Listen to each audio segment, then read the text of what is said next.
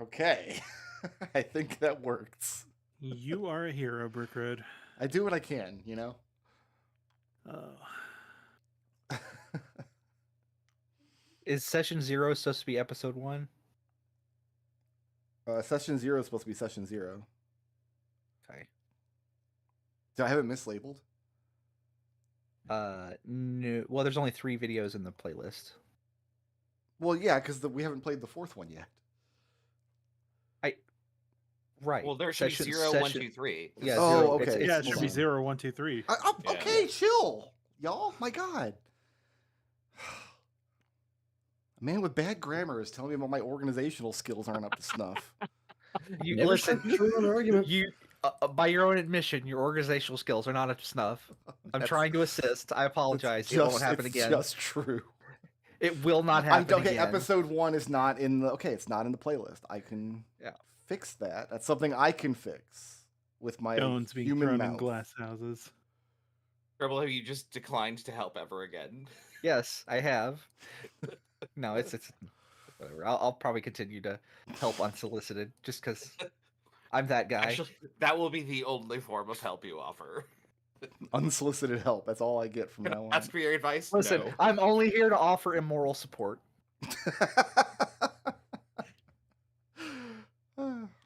All right, I'm going to fix this problem, and then I'm going to tell you guys about the Saturday game we're playing and the big issue that I'm having with it. Was there a kerfuffle? No, it wasn't a kerfuffle. It was okay. All right, I've got 4 episodes in the playlist now. That's fantastic. That's done. Right. And I will... Are they sorted in the correct order? They are. I just checked. Okay, because that has happened to me before, and I've always been like, oh, crap.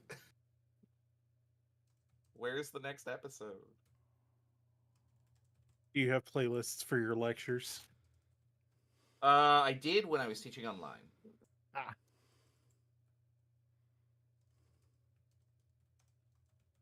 Oh, I was like, is this a sticker? And then I like the sticker for the boots that you sent me. Like the I didn't realize it was actually a sticker until I saw the line on the little cardstock on the back of it. Oh, is there something stuck on the leather? Or... No. It's a decal for the boot company that you ordered them from. House of Andar or whatever. All right. Yeah. We're playing a game on Saturdays with my Saturday group. Right. Called The Darkest House.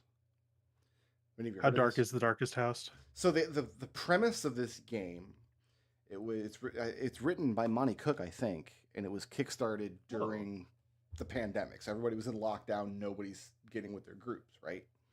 Mm-hmm. And the idea was he created a game that anybody from any game system could come together and play this kind of like escape room, haunted house themed role-playing game. Right. So the conceit of the game is that you use some other character creation engine to make your character and then port it over into the darkest house.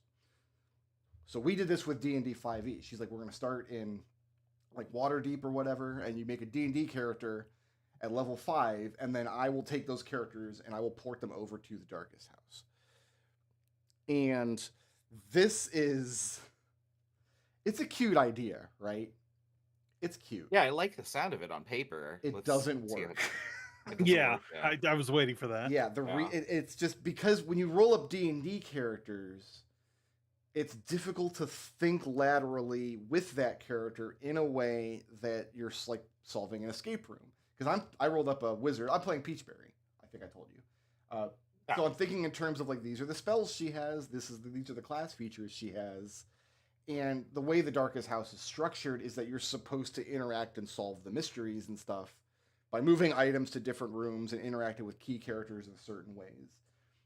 And that's not how D&D parties operate. I'm not sure if you guys realized. They like to go into a dungeon and just break everything, which you're not supposed to do in an escape room. Isn't that how most people treat escape rooms? Because I've seen the inside of some escape rooms. They're pretty beaten up. Well, and if you go to an escape room, they'll tell you like anything with a red dot, don't touch it. Yeah, it's not part of it. I'm being sarcastic, but like, yeah. And I feel like we need that in the Darkest House. We had a conversation last night. Like, I need to know when I go into a new room. Like, I need to know what stuff has the red dot on it. Yeah, are you allowed to bring a screwdriver and unhinge like all the ceiling panels to find the hidden button? Right. Like, yeah. And the reason is You want- because as a 5th level wizard, I've got a shitload of screwdrivers. Yeah, you have a lot of tools. Like, I've got invisibility, I've got fly, I've got sea invisibility, I've got a familiar, which is like ruined some stuff. And yeah, it's like shifting gears between playing a D&D character to playing the Darkest House character is challenging. And I'm not sure that it works as well as the writers probably intended it to. Does it change your character sheet? Yes. Yes. It has to. So that's the other problem we're having with it is you have the Darkest House character sheet, which is a much more simplified character sheet. It kind of boils everything down to a very small list of just bonuses you add to your 2d6 roll, okay? But the problem is, like, we're fighting these 2 evil mannequins, as you do in a haunted house. And, well, one of my party members, she's playing a bard, I think. She's got the acid splash cantrip. Can I hit both of these mannequins? On the Darkest House character sheet, it says I can't. It says I can roll, again, like, with damage against one target, but acid splash, as written in 5th edition, it's allowed to hit a second target within 5 feet. We don't really have a sense of what's within 5 feet in the Darkest House. We debated that for a few minutes after the session. So what she did is she just handed us all our 5th edition character sheets back and says, you can use these for reference if you need to. And next week we'll see how good of a solution that is. I don't think that solves the problem. I think that makes it worse. It's an interesting problem to have, though. Like, we're having, at least I am. I'm having fun, like, kind of unraveling it all. But, and the actual game is fun. It's like a haunted house escape room themed RPG. So, I mean, I had a similar experience with like trying to port a character from Shadowrun to Genesis, where Genesis is like super, super generic, and like the spells are called like attack or heal or protect or whatever. Yeah.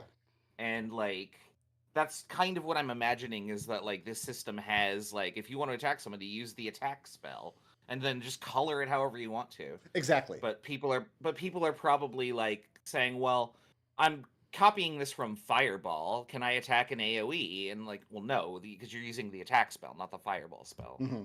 And like, it's kind of an elegant solution, but at the same time, like, I could see people being disappointed that like, oh, I wanted to hit 8 things instead of 1, including the rogue who's an asshole.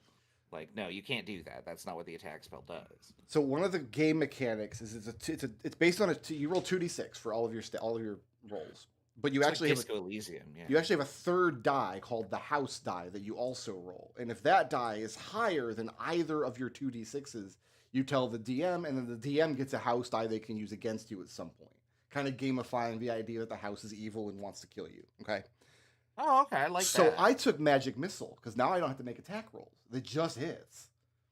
So I can deal damage without ever risking giving the DM one of these house dies. Well, we had to have another little discussion about that afterwards. You have figured out the system.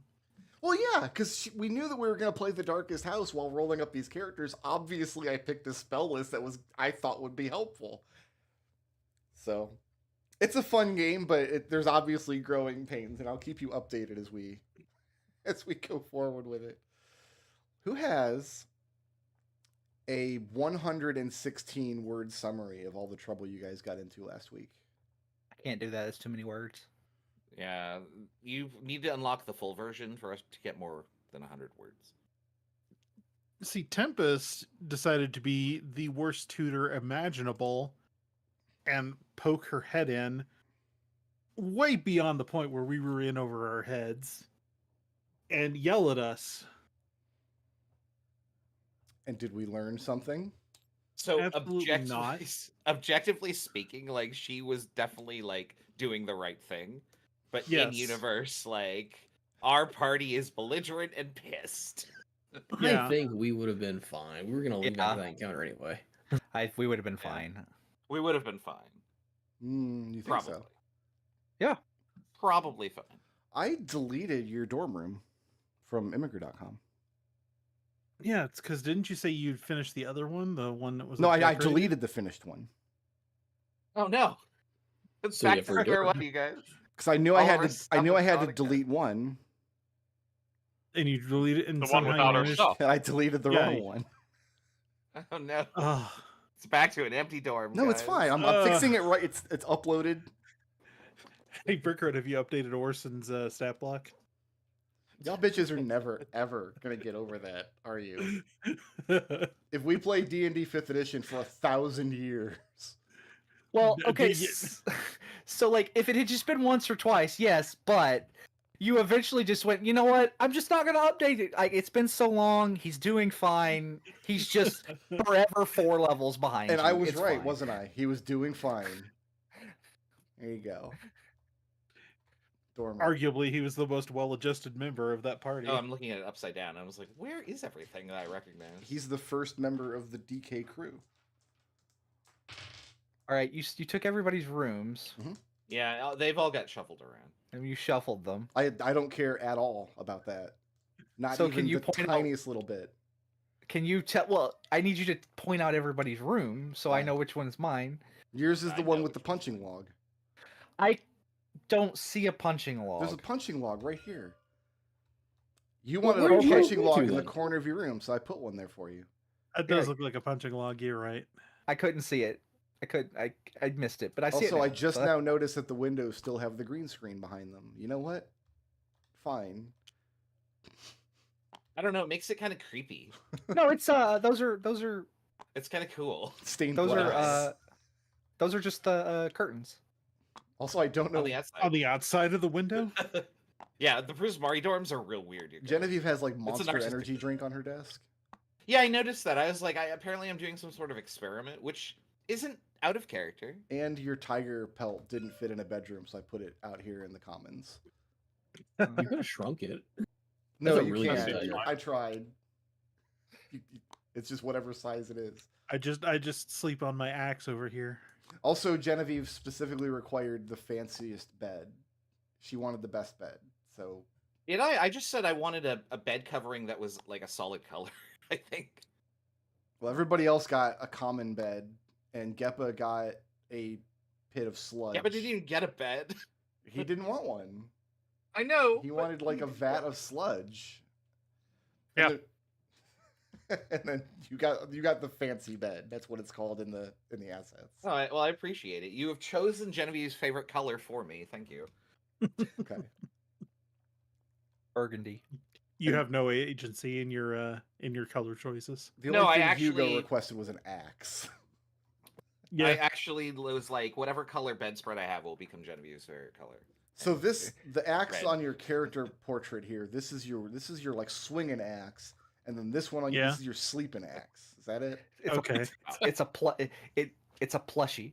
She's got like a plush axe. He I feel like I need cuddles to it like a write a teddy story. bear. It's- I need to write It's a a- story and start it with "Call me Hugo." Didn't like Ishmael sleep with a sword? No Moby Dick I fans. Okay, don't know. great. Sorry, So That's another thing I did as a teenager. Moby Dick is something for teenagers that we all grew out Yeah. of. yes, Hugo has I- has a an axe docky. All right, so let's start here. Hugo and Geppa, you guys can earn 5 gold pieces for working for the week, Hey, Okay. don't mind and if I do. you are all going to use your downtime actions to attempt to level up, to be examined in one of your classes. So,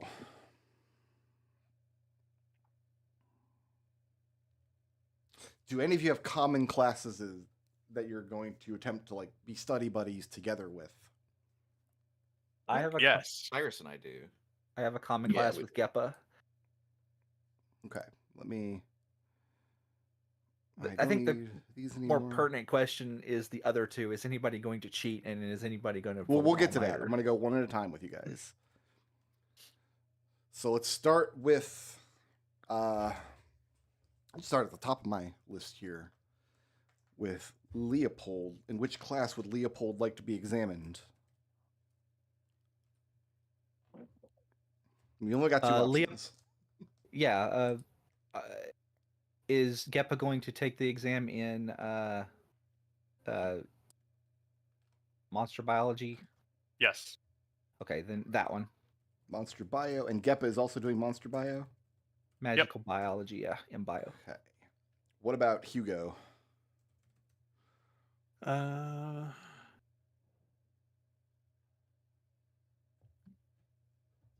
Niscan Unification War. War history. And Alister?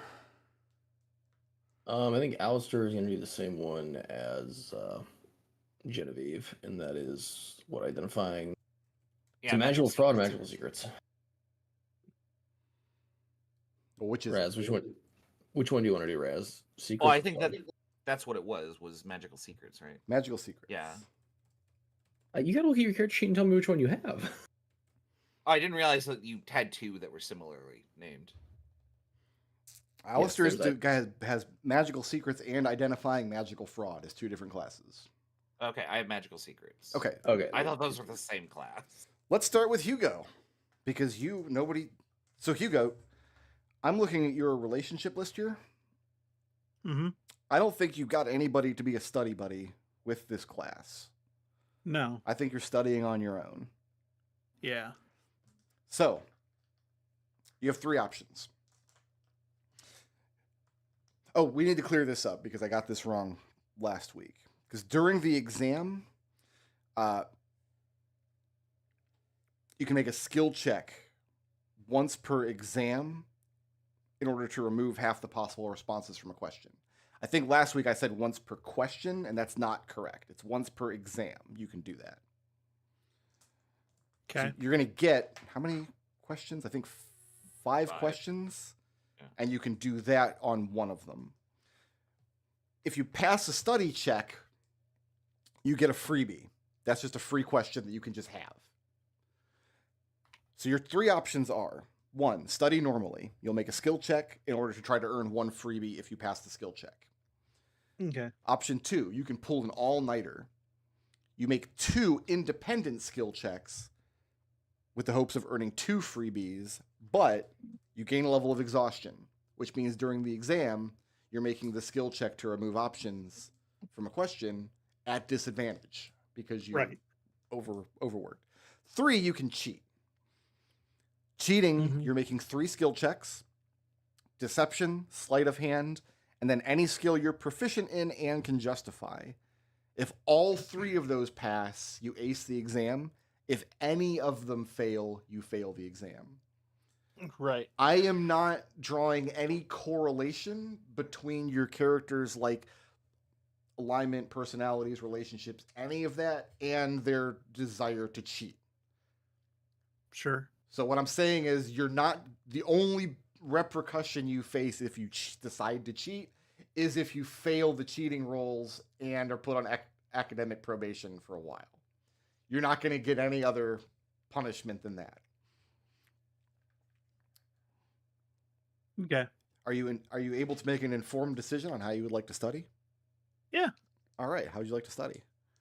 Normally. All right.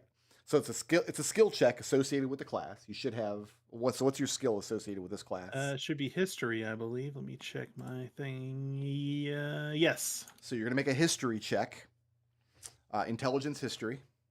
Well, actually, whatever skill keys off intelligence, I guess. Whatever the base skill is, which I think is intelligence. Yeah. Yeah. Correct. Okay. Your DC is 8 plus the year times 2. You're in year 1. 1 times 2 is 2. Plus 10. 8 is 10. So history, skill check, DC is 10. Flat D20 roll. There it is. All right, so you've got one. We're going to ask 5 questions. At any point, you can tell me I want that as my freebie. Actually, what I need to do. Are we going into the puzzle room? We are going into the puzzle room. Bye, guys. Actually, nobody else is in this class, right? Okay. Do you want me Well, to? we might take the class next do you wanna semester. Well, that's what Is I'm. that Do you a want, thing? if I do Hugo's examination to show you guys how it works? Yeah, we need to do that. We should go into the puzzle room. I think it should be private. Yeah, we're gonna go into the They'll make- puzzle room. It makes All right. Cyris more antsy. Welcome to the puzzle room, McDohl. Hi, I am in the puzzle room. You have 1 freebie. I feel like the guy. I feel like the contestants on Win Ben Stein's Money. I'm in the ratty the Ready apartment set, as opposed to Ben Stein's like Wow, nobody's thought about Win Ben study Stein's lounge. money since 2003. That's insane. I know. Yeah. All right, so there's 5 questions on the test. You need Right. to you need to get 3 questions correct. They're all multiple choice. You need to get 3 correct to pass the test. If you pass the test, you gain your experience level and you gain one of your 2 D4s for this class. You see that on your character sheet? Okay. Yep. If you ace the test, get all 5 correct, you gain both You of get your both of them? D4s. All right. Question 1. Sure. What South Warren diplomat spearheaded the alliance negotiations between the New Republic and the Kingdom of Velus? Was it A. Ruby Veritas, B. Abernacle Chatternook, C. Crisweel Volmer, or D. Athar Spotus Murexis? Ruby Veritas. Question 2. What sorcerer's coven, formerly heretics of the old church, erected the waves of superheated water which defended the old throne fleet? Was it A, the Hand of Fire, B, the Eyes of the East, C, the Sunlit Sparrows, or D, the Boiling Buddies? I'm going to roll for the 50-50. Okay. What do I need to roll for that? It's a history check, and the DC is, let me make sure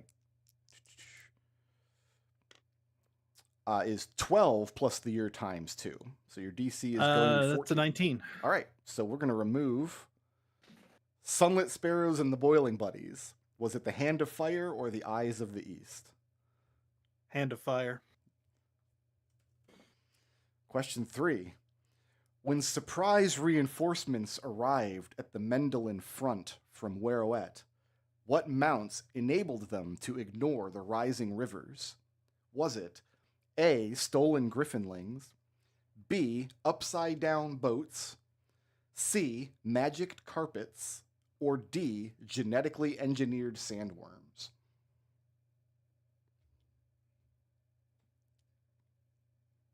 Stolen griffinlings. Question 4. More than 600 ships and small lake craft were lost to what magical disaster immediately following the fall of Brennanine? Was it A, massive earthquakes which drained the lake, B, inexplicable fog banks of unknown origin, C, awakened unseelie monsters from the depths, or D, extremely drunken captains? Inexplicable fog. And your final question of the exam.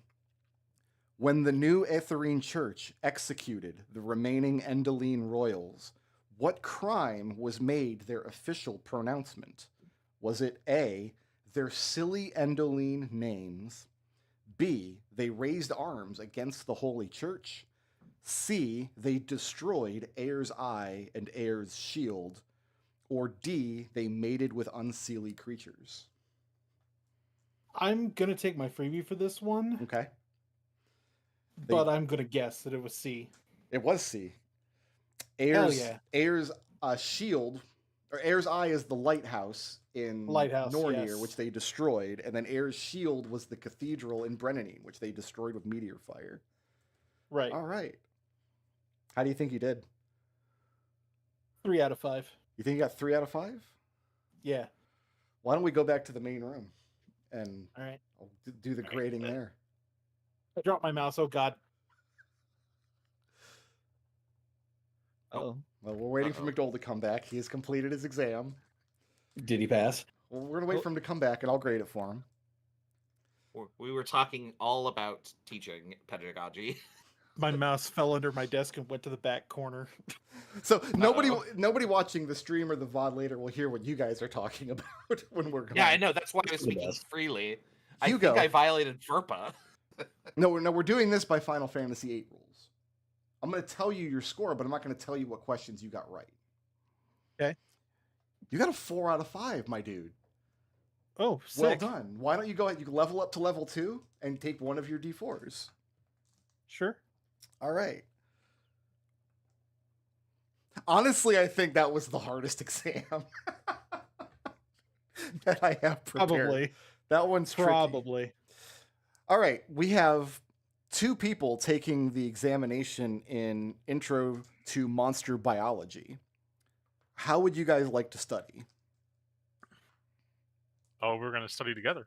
You are, but are you going to do 1 check or do 2 checks and take exhaustion? 1 check. Okay. 1 check. So you each are going to make a DC 10 with whatever skill you have listed on your sheet and make it at advantage because you're studying together. I passed. All right, so Oh, you get I one didn't freebie. need- I passed. You both get a freebie. All right. I double passed. Whatever. I The think DC's 10. I passed. let's take Leo first into the puzzle room. All right. Good luck, Leo. Welcome to the puzzle room. Welcome. It's been a while. So you have 1 freebie and you have 1 50-50 that you can make a DC 14 skill check for. Is it the same skill that's being tested? It is the same skill. It's whatever skill you have listed on your schedule. Okay. Okay. Just- And you do not get that at advantage. You're now taking the exam. You can no longer ask Geppa for help. Right. All right. Here's your questions. Question 1: why are mimics such effective ambush predators? Is it A, ruin seekers have terrible impulse control? B, they change their shape to resemble inanimate objects? C, they can move silently and detect thoughts of nearby creatures? Or D, they secrete an adhesive that entraps prey when touched?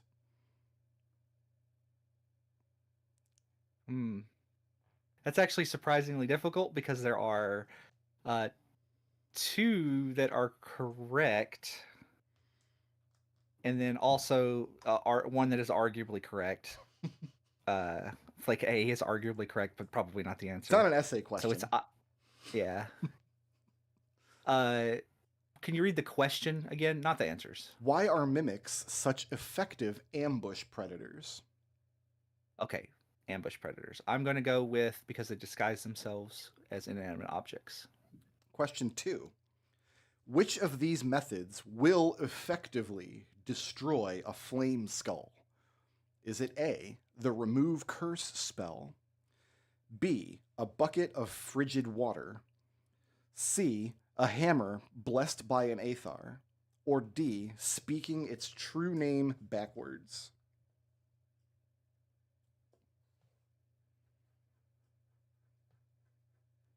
I'm going to use my freebie on that one. It is A, the remove curse spell will destroy a flame skull. Question 3: what does a flumph feed upon? Is it A, ambient sound? B, bluish green fungus? C, other flumphs? Or D, the mental energy of psionic creatures? D. B like boy? No, D is in dog. D like dog. They siphon mental energy from sonic creatures, if I recall correctly. Question 4: a phoenix dies and is reborn through what metaphysical process? Is it A, they take a short vacation to Velumore and return refreshed? B, they lay a special egg which hatches into their next form? C, they undergo transformation via a process linked to the solar eclipse?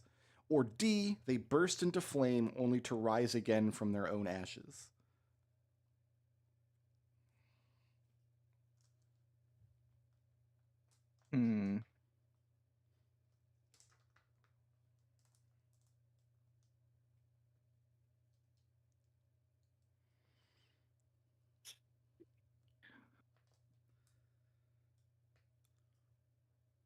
I'm thinking I want to make the check Okay, to remove 2. Yeah. DC 14.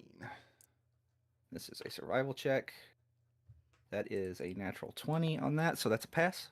We're going to remove A and B. That leaves they undergo transformation via a process linked to the solar eclipse, or they burst into flame only to rise again from their own ashes. D. I wasn't sure if they laid an egg or if it was the ashes thing. And final question of the exam. The Griffin Riders of Losterian tradition use flutes made of what material to command their mounts? Is it A, obsidian, B, wood steel, C, emerald and citrine, or D, hashed over cheese? I'm gonna guess wood still.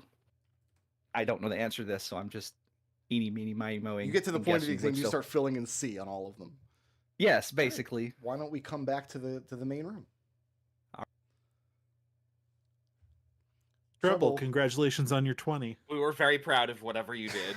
He has Yeah. completed his exam in Intro to Magical Biology, and I'm happy to report that he aced it.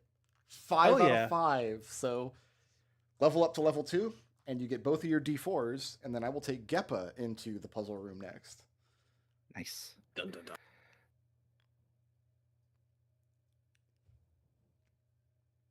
Welcome to the puzzle room. Hello. So you have one freebie, and you've got one 50-50 check you can throw. Okay.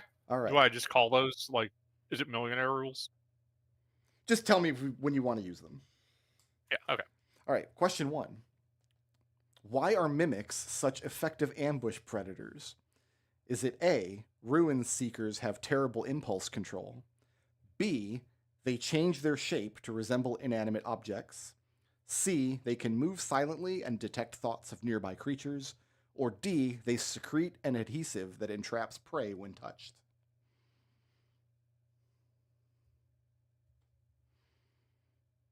A. Question 2.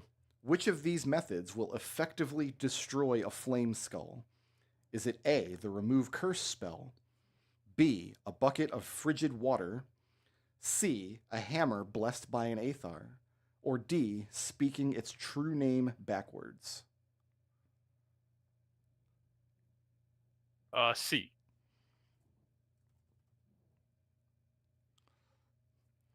Question 3. What does a flumph feed upon? Is it A, ambient sound? B, bluish-green fungus? C, other flumphs? Or D, the mental energy of psionic creatures? D. Question 4. A phoenix dies and is reborn through what metaphysical process? Is it A, they take a short vacation in Velumore and return refreshed? B, they lay a special egg which hatches into their next form? C, they undergo transformation via a process linked to the solar eclipse? Or D, they burst into flame only to rise again from their own ashes? Can you eliminate 2? Yeah, we'll eliminate A and B, which leaves transformation linked to D. the D. And your final question. The Griffin Riders of Losterian tradition use flutes made of what material to command their mounts? Freebie. Using the freebie? Yep. Do you even want to take a guess? Q. Q. Correct answer is wood steel. They use wood steel flutes. All right, let's go back to the main room, and we will grade your exam. That's not bad. Hello. Hello. Hello. Geppo has How'd it been go? examined in Intro to Magical Biology, and he squeaked by with a 3 out of 5. Oh no. So take your level up in one of your D4s. Works for me. C's get degrees. It's true. And then Alister and Genevieve are cramming together for magical secrets. How would you like to study? I'd like to Together. study normally with him. Okay. You don't want the exhaustion? No. I did write something for you. Hold on. Where is it? Genevieve would like to remind Alister to remember Astrid. A for Ascents, S for Strength of Aura, T for Type of School, R for Resemblance to Common Arcane Features, and ID for Identify. Yeah, Alistair just groans. So we're studying normally. Nerd. We're gonna study normally. Yeah. So whatever skill you have on your I am schedule, space make that's a DC 10 studying check.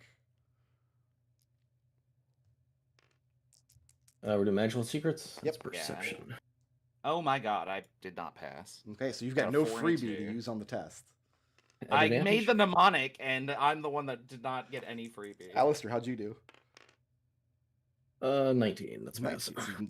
So Alister has a freebie and Genevieve does not. No.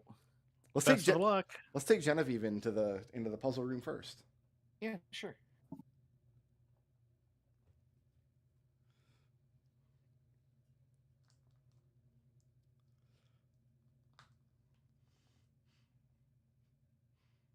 We'll just wait awkwardly until Raz arrives. I'm assuming he's lost in the Discord interface. There we go. It's working. Okay. I It don't know what doesn't happened. I bode didn't know well what that was- you've arrived late for your exam. Genevieve is all over the place. Okay. So you don't have a freebie. No. You have one 50-50. That's a D. What skill did you have for this class? Perception? So it would be a DC 14 perception check to use your 50-50. I noticed the exam answers are on the back of the projector. Question 1. According to Old Etherine Edict, what is the punishment for a person who hoards magical secrets? Is it A, none? In fact, they receive a commendation. B, they are stripped of land and title and placed into service of the church. C, their hands are bound with silvered wire until they are no longer able to practice magic. Or D, the church employs the guillotine. D. B like boy? D as in dog. Doggo. Straight for the guillotine. Question 2. Of the 13 laws, which is the aforementioned? Is it A, the first, B, the second, C, the 13th, or D, it is an unspoken law unjustly enforced by the church without edict? I'm going to freebie. Freebie. It is actually the first law, the most important law of the Etherine Church, is that knowledge should be shared and not hoarded. Question 3. What simple... Hey, hold on. I thought I meant like... Oh god, I've already screwed this up for everybody. I meant to use my divine pencil sort of thing. Oh, That. I don't have a freebie. you failed your freebie check. Yeah, I don't have a freebie. I just didn't know what it was called. You know what? We're just not going to tell anybody. Okay. Nobody needs to They're know. never going to find out. They'll never know. Nobody will ever But know. you don't get another one. We'll do it. Does just I'm count gonna that as my pencil? Keep... As my divine No, pencil. I'll let you use the pencil. That was my screw up, not yours. I should have... Okay. Yeah, I didn't know what the... I don't know the jargon here. Sorry. Question 3. What simple cantrip is often held as a metaphor for unearthing magical secrets? Is it A, light, B, minor illusion, C, druid craft, or D, Uncle Fuzzy's secrets eraser? Repeat the choices. A, light, B, minor illusion, C, druid craft, or D, Uncle Fuzzy's secrets eraser? A. Question 4. What do we mean by an elegantly worded wish? Is it A, a wish that does not offend air, B, a wish with no unforeseen effects, C, a wish for more wishes, or D, a wish spoken backwards so it cannot be understood if it is overheard? Repeat the choices. A, a wish that does not offend air, B, a wish with no unforeseen effects, C, a wish for more wishes, or D, a wish spoken backwards so it cannot be understood if it is overheard? I'm going to use the divine pencil. All right, that's a DC 14 skill check. Pass. So we're going to 14. eliminate C and D. It's either a wish that does Oh. not offend air, or B, a wish with no unforeseen effects. I knew that, but I mean... I didn't realize we were on Let's Make a Million or Who Wants to Be a Millionaire, like cheater 50-50 rules. B.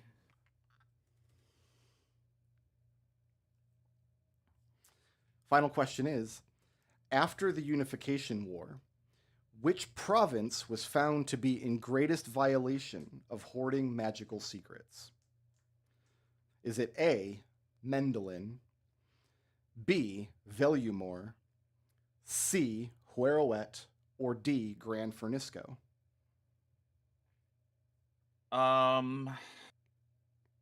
Repeat the choices. A, Mendelin. These are all provinces of the nation. I'm aware. Okay. Do you know which provinces? No. Okay. Mendelin I didn't is... play in campaign 5. All right. Mendelin is the island province to the south. Velumor is the Yeah. dark forest province in the far west. I mean, I'm going to be forthright. Razanir is cheating and looking for a map. do you need to see the map? I need a map. I'm You trying need to a find map. it in the Okay. image search here. No, I have a map for you. Yeah, if you want to show that, I found it. Okay. I'm going to put it on screen, and then all these guys will be like, wait a And minute. everyone's gonna freak out. Like, why is he showing the map? Does Raz have And I'm just gonna study I'm materials? gonna start tabbing the map everywhere. So, yeah. There you go. Is it A, Mendelin, B, Velumor, C, Huerouet, or D, Gran Fernisco? I mean, D. D? Yeah, D is in duh. I don't know the answer. Okay, we're going to go back to the main room now.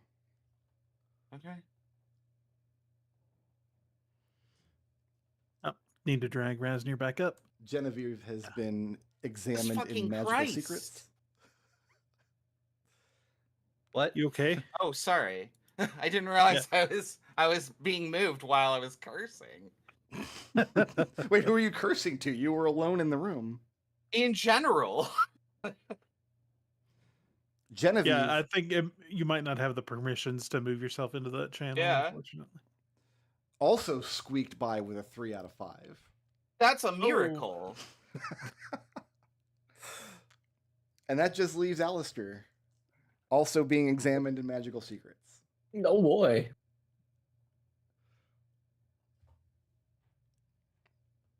Welcome to the puzzle room. Let's play When's the Last Time I Read the Spell Descriptions?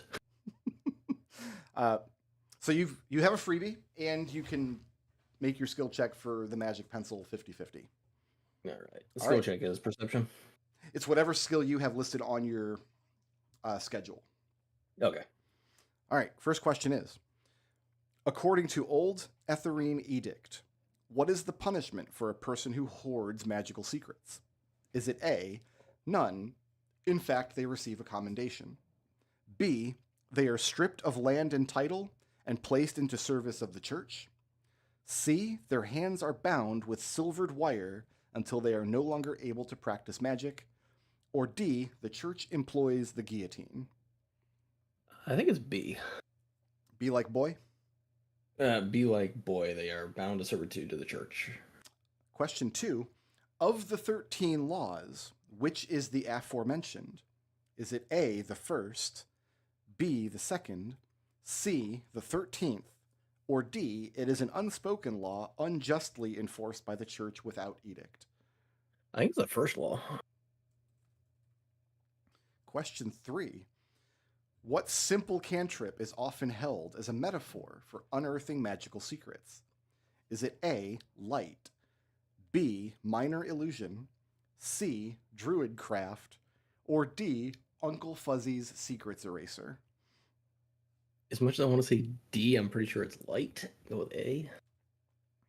Question 4. What do we mean by an elegantly worded wish? Is it A, a wish that does not offend air, B, a wish with no unforeseen effects, C, a wish for more wishes, or D, a wish spoken backwards so it cannot be understood if it is overheard? You know what? I'm going to use my 50-50 on this. Okay, go ahead and make a skill check. DC is 14, and it's the same skill that you used to study. Yeah, it's a 12. 12, so your magic pencil has failed you. Sad. Okay, can you repeat the options? Sure. A wish that does not offend air. B, a wish with no unforeseen effects. C, a wish for more wishes. Or D, a wish spoken backwards so it cannot be understood if it is overheard. And it's an elegant wish. An elegantly worded wish. I'm going to say A. And final question, and this is why Raz requested the map. After the Unification War, which I'm going to province... take my freebie. You're going to take your freebie? Yeah, I haven't used it yet, so. It was... which province was found to be in greatest violation of hoarding magical secrets? It was Velumor, the dark woods to the west. Yeah, I would never know that. All right, let's go back into the channel here. Even Flumph would be able to do. Genevieve has been examined in magical, or Alister has been examined in magical secrets. And I'm happy to report that he got 4 out of 5. What? So you can level up and you can take one of your D4s. Oh, I had to actually level up. I'm just seething right now. The way, okay, so this is what I'm expecting, is I'm expecting that Brickroad, who is in the call now, it was expecting us to average to get about 3 to 4 out of 5. 3 to 4. Yes. Which seems to be the case. When I designed the questions, I was aiming for you guys, we get 3 or 4. And I knew that if you got 3, you would feel like you just really squeaked by, which is that's where Raz is right now. Yeah, no, and I already told them that I cheated. Like, why would you I tell got them that? 3 because, like, I got 2 technically. I didn't expect that I had to be an expert on Flumph 5. Like, I've only watched the first 15 or 20 videos, and that was 4 years ago. Well, yeah, but that's when they were in this setting. That Yeah, was I'm before aware. they went to Ravenloft. I'm aware of that. I wrote down the questions, and, like, I think I got the first 3 right, and one of those I cheated on. Is it cheating if it's not the actual cheat mechanic? Well, I mean, the answer was printed on the exam in bold because whoever photocopied it forgot to unbold it. That's literally how I know what the correct answers are, is they're bolded. So I'm everybody aware. I gets to write go to multiple level choice 2. exams for a living. And my understanding is everybody's taking a level in their class, except for Geppa, who wants a level of sorcerer. Did I hear all that right? Yep. All right. Yeah. Correct. I'm a Yeah. level It 2 does that fighter. automatically. Okay, let's see. Level 2 fighter does not get anything cool, right? No.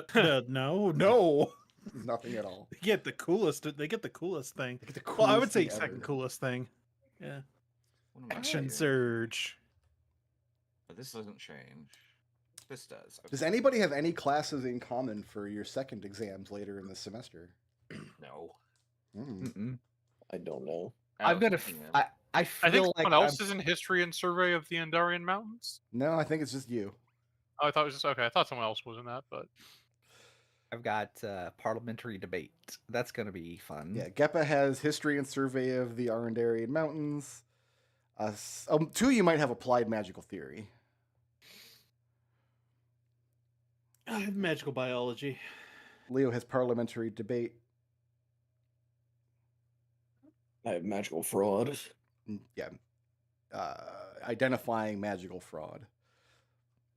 So when you do go to be examined in Intro to Magical Biology, if you can convince one of your other players to use their downtime to study with you, I mean, both of them.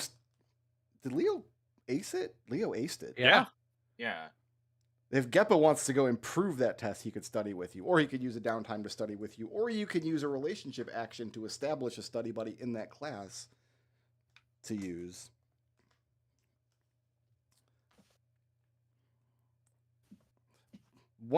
Which question was where it? do I put this? Hold on. I was hoping I would get to examine one of you in applied magical theory, because that is my favorite question ever. Wait, aren't I the only person that's taking that? I think so. Yeah. I purposely, when writing these questions, I purposely said, you know what, I can't write any troll questions, but for applied magical theory, I couldn't resist. Oh, good. You're gonna definitely get me with that one. I hope so. Yeah. Now that I know what to expect, and the answer is I'm fucked.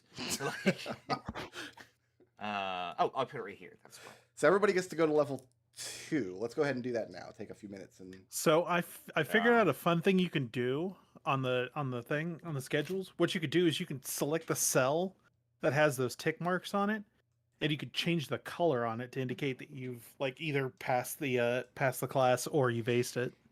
Oh, I thought you just If you- check both D4s if you've aced it, and only one if you've not. Well, I'm used the check marks to indicate that I've used it for the Oh, for the I long see. rest. Yeah. Oh no, Yeah. that's actually a good idea. So I let's tracked that paint- independently. So Let's paint that blue.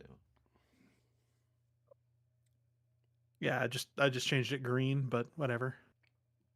Yeah, green is good. Well, Now- my token is blue, so I'll stick with blue. And as I said before, C's get degrees, everybody. Leo, do you want to tell us about level 2? It comes after level 1. Right, but what did you get when you leveled up to level 2? Oh, I got access to key points, so I now have 2 key points, and I got unarmored movement, so I got plus 10 movement. All right, so Monk is done, Yep, and hit more hit points. and Hugo got the best option in the game. Honestly, I would say second best because key point dodge is there. Yeah, you're right. You're right though. So what is Hugo walking away with? Action search and some more hit points. What about Alister? Alister gets Jack of all trades, which improves my skill rolls that I will roll ones on, and then Song of Rest so that these jabronis cannot die. And I also get a spell, which I'm going to take Expedious Retreat. Okay.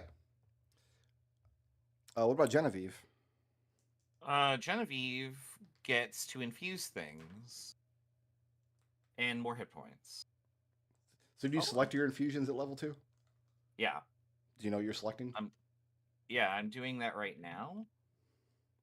I'm just typing it out. Sorry.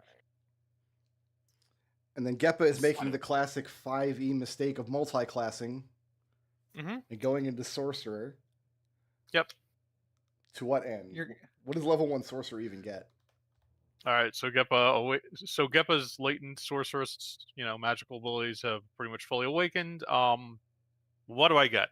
I get a subclass, which is what is this thing called? Aberrant Mind, which gives me Arms of Hadar, Dissonant Whispers, and Mind Sliver as extra known spells.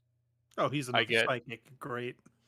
4 cantrips, so I picked up it's written down plus Mind Sliver, which is a cantrip. So I picked up for my cantrips Booming Glade, Green Flame Blade, Create Bonfire, and Friends.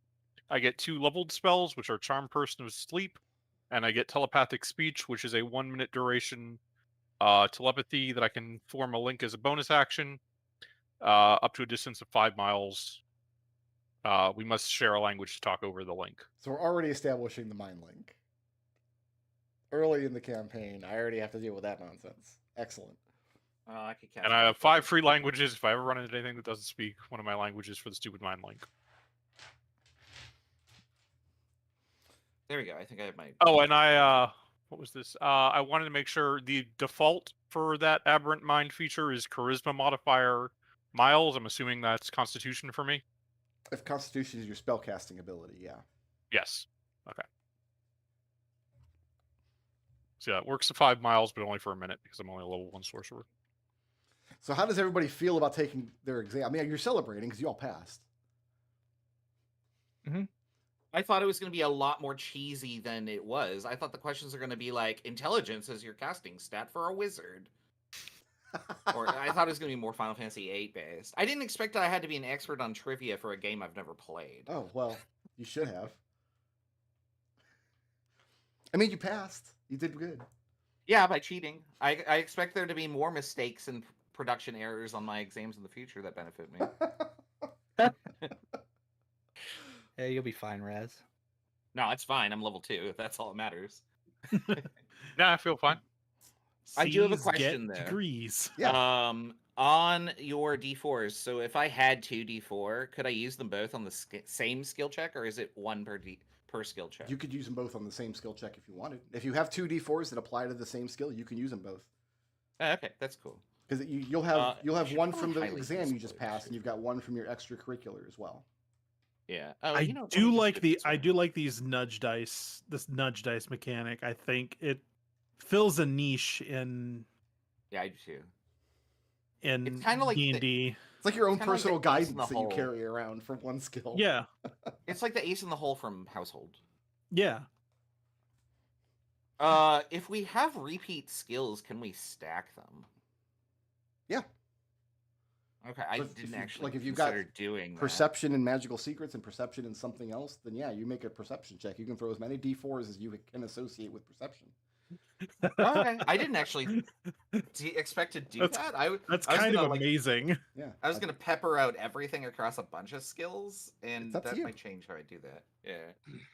And I think of that as someone like being very focused in their studies in like one part of all their classes, getting Right. really good at one thing. Yeah. That makes sense that you're majoring in something like that. Okay, so I have my infusions here. I guess I should just immediately apply them? If you know what you're going to take with your, because we're going to do some adventuring at some point this session, so it'll be nice. Yeah, okay. So at some point, Genevieve will have either offered to upgrade your stuff or simply just broken into your rooms and done it herself. Yeah, that's I mean, what that- Alex used to do. I That's mean, the the table standard. tradition. The table tradition is that the artificer just steals your shit without asking and makes it Yeah. better. So Hugo, you come back to your axe, and it's better. It has an auto sharpening feature. There's like a little thing that like slides along it automatically after each swing, like just gravity or magic or somehow, and it gives you a +1 to attack and damage. Sick. And Like, what she's kind- super proud of this, and she hopes you'll gloss over the fact that like your door was the easiest to pick. So does it? So question, Raz, does it Yeah. have a ripcord? How do you start it? Do you have to ripcord it? Yeah, well, you grip the axe, and like you have to provide the sound Okay. of the lawnmower or weed whacker engine. It also helps if you do the bowl thing of where you like stomp your feet and like kick back. And then the other one is she put it on her study buddy's desk as a thanks for helping me get through that. I barely succeeded. Wear this; it'll keep you sharp, and it smells like the coffee with the whiskey that they drink together and study with. It is a mind sharpener. And coffee. let me get the description of that. Where is that on here? Put that in his The armor. item has 4 charges. When you fail a Constitution saving throw to maintain concentration, expend a charge to succeed instead. You regain 1d4 expended charges daily. So it's basically a jolt of coffee that snaps you out of it, and you keep concentrating. Oh, congratulations, you have to Alister. apply- You have homework now. Uh-oh. I forgot to what? You've got to keep track of how many charges that has. No, what did Treble say? I was gonna say that goes on the armor, right? It goes on a suit of armor or robes, so I guess general clothes it works. You could for. apply that to a cloak or something. That'd be fine. But I mean, he has armor, so Yeah. he can attach it himself, I suppose. But I imagine it like a medallion or something with Mhm. coffee in it. And what was the other two you took? Let's see here. I'm trying to read out my character sheet. Where the hell did I just put it? I don't know. There it is. Okay. I took enhanced defense, so I can up somebody's AC by 1. And then Genevieve comes out and shows you all the thing that she did with her helmet, and she goes, "Dur, dur," and her helmet like sprouts wings, and that's literally all that happens. And she says, I'm still working on it. I think I need to use like a ruby or something. I don't know. Promise for later. And that's gonna be her homunculus servant when I get a 100 GP gem of some sort. All right. So I might need another token for the eventual helmet that she's gonna use for her little hireling that bounces around after her. Did I already give 5 gold to our working class students this week? You did. Excellent. To immediately spend it to buy a spell focused staff, which is different than a quarter staff somehow. Is anybody still leveling up, or are we all done across the board? I mean, I'm not confident I did it right because D&D Beyond just you hit a button. but I think I'm done. Did you give yourself think I'm your done? new spell slots? Did you increase your hit points? Yeah, I think I'm assume that modifying it mine. did that because it changed a number somewhere. Yeah, here we go. Okay. Yeah, the sheet helps you does your hit points for you, but you're responsible for hit points of proficiency. But You you're have responsible toughness. You for should your probably double check. features. I programmed that in actually, so I checked that does work. I should be gaining 10 HP a level, and it did give me that. That's a lot of HP per level. I have a high constitution and toughness. Like, Okay. So in addition to everything else going on in your life right now, you guys are working on picking out that training dungeon bit by bit. The day after your exams, Dahlia passed her exams too. By the way, I don't know what she was examined in, but oh, good. she probably gets a 3 out of 5 every single time. She was examined for awesomeness. He's in good company. Well, Hugo will say the same thing he said to the rest of his companions, to the rest of his roommates. C's get degrees. At what point does that become copium? Today. It already is. 'Cause It I already imagine is. Geppa's like face your 3 out of face. 5 is fine. That's fine. Like that. But I imagine Acceptable. Genevieve is agonizing over her C. You know, I'm not sure because she's homeschooled, and I don't know how that works in terms of like exams or stuff, or like Homeschool if there are kids, exams. Like maybe she's never taken an exam. they do have exams that you have to submit Well, I mean, for homeschool. I mean, she must homeschooling for Nisco. I don't know. have taken exams because her flaw is this wasn't supposed to be on the exam. Yeah. Yeah, that's fair. Okay. I meant that as a metaphor for her life, just generally being unprepared for unexpected things. Should we take bets on which of you is going to be the first to fail an exam? Oh, it's going to be me because I have no knowledge of Flumph 5. Well, what's your other class that you're taking? Magical something. Let's see. Applied Magical Theory. Applied Magical Theory. Okay. So unless it's like the DC for spellcasting is calculated by which formula, I'm fucked. Like, I love how like everybody's like, "Oh yeah, C's get degrees," and then Leo's in the corner just like punching his log, having gotten a perfect score. He's like, I didn't even study. I ate Cheetos all night. No, we studied. I want the copying here. This We very canonically studied. The next day after your exams, a parcel is delivered directly to your door. It's just sitting outside of the main commons door. So sitting outside in this stairwell going down. Two things stand out as being strange about this. For one, it does not have an addressee on it. It's not here for any one of you in particular. It's just a brown paper parcel tied up in twine and setting there. And two, you can't just wander into the student dormitories. I'm not sure what kind of check they use to ensure that only students are coming in and out, but generally deliveries like this would be left downstairs, and like you would go down and collect your mail from whatever receptacle that they're holding for the students. It would be organized that way. Very strange that a parcel is just left outside of your door. Doubly strange because there's no addressee.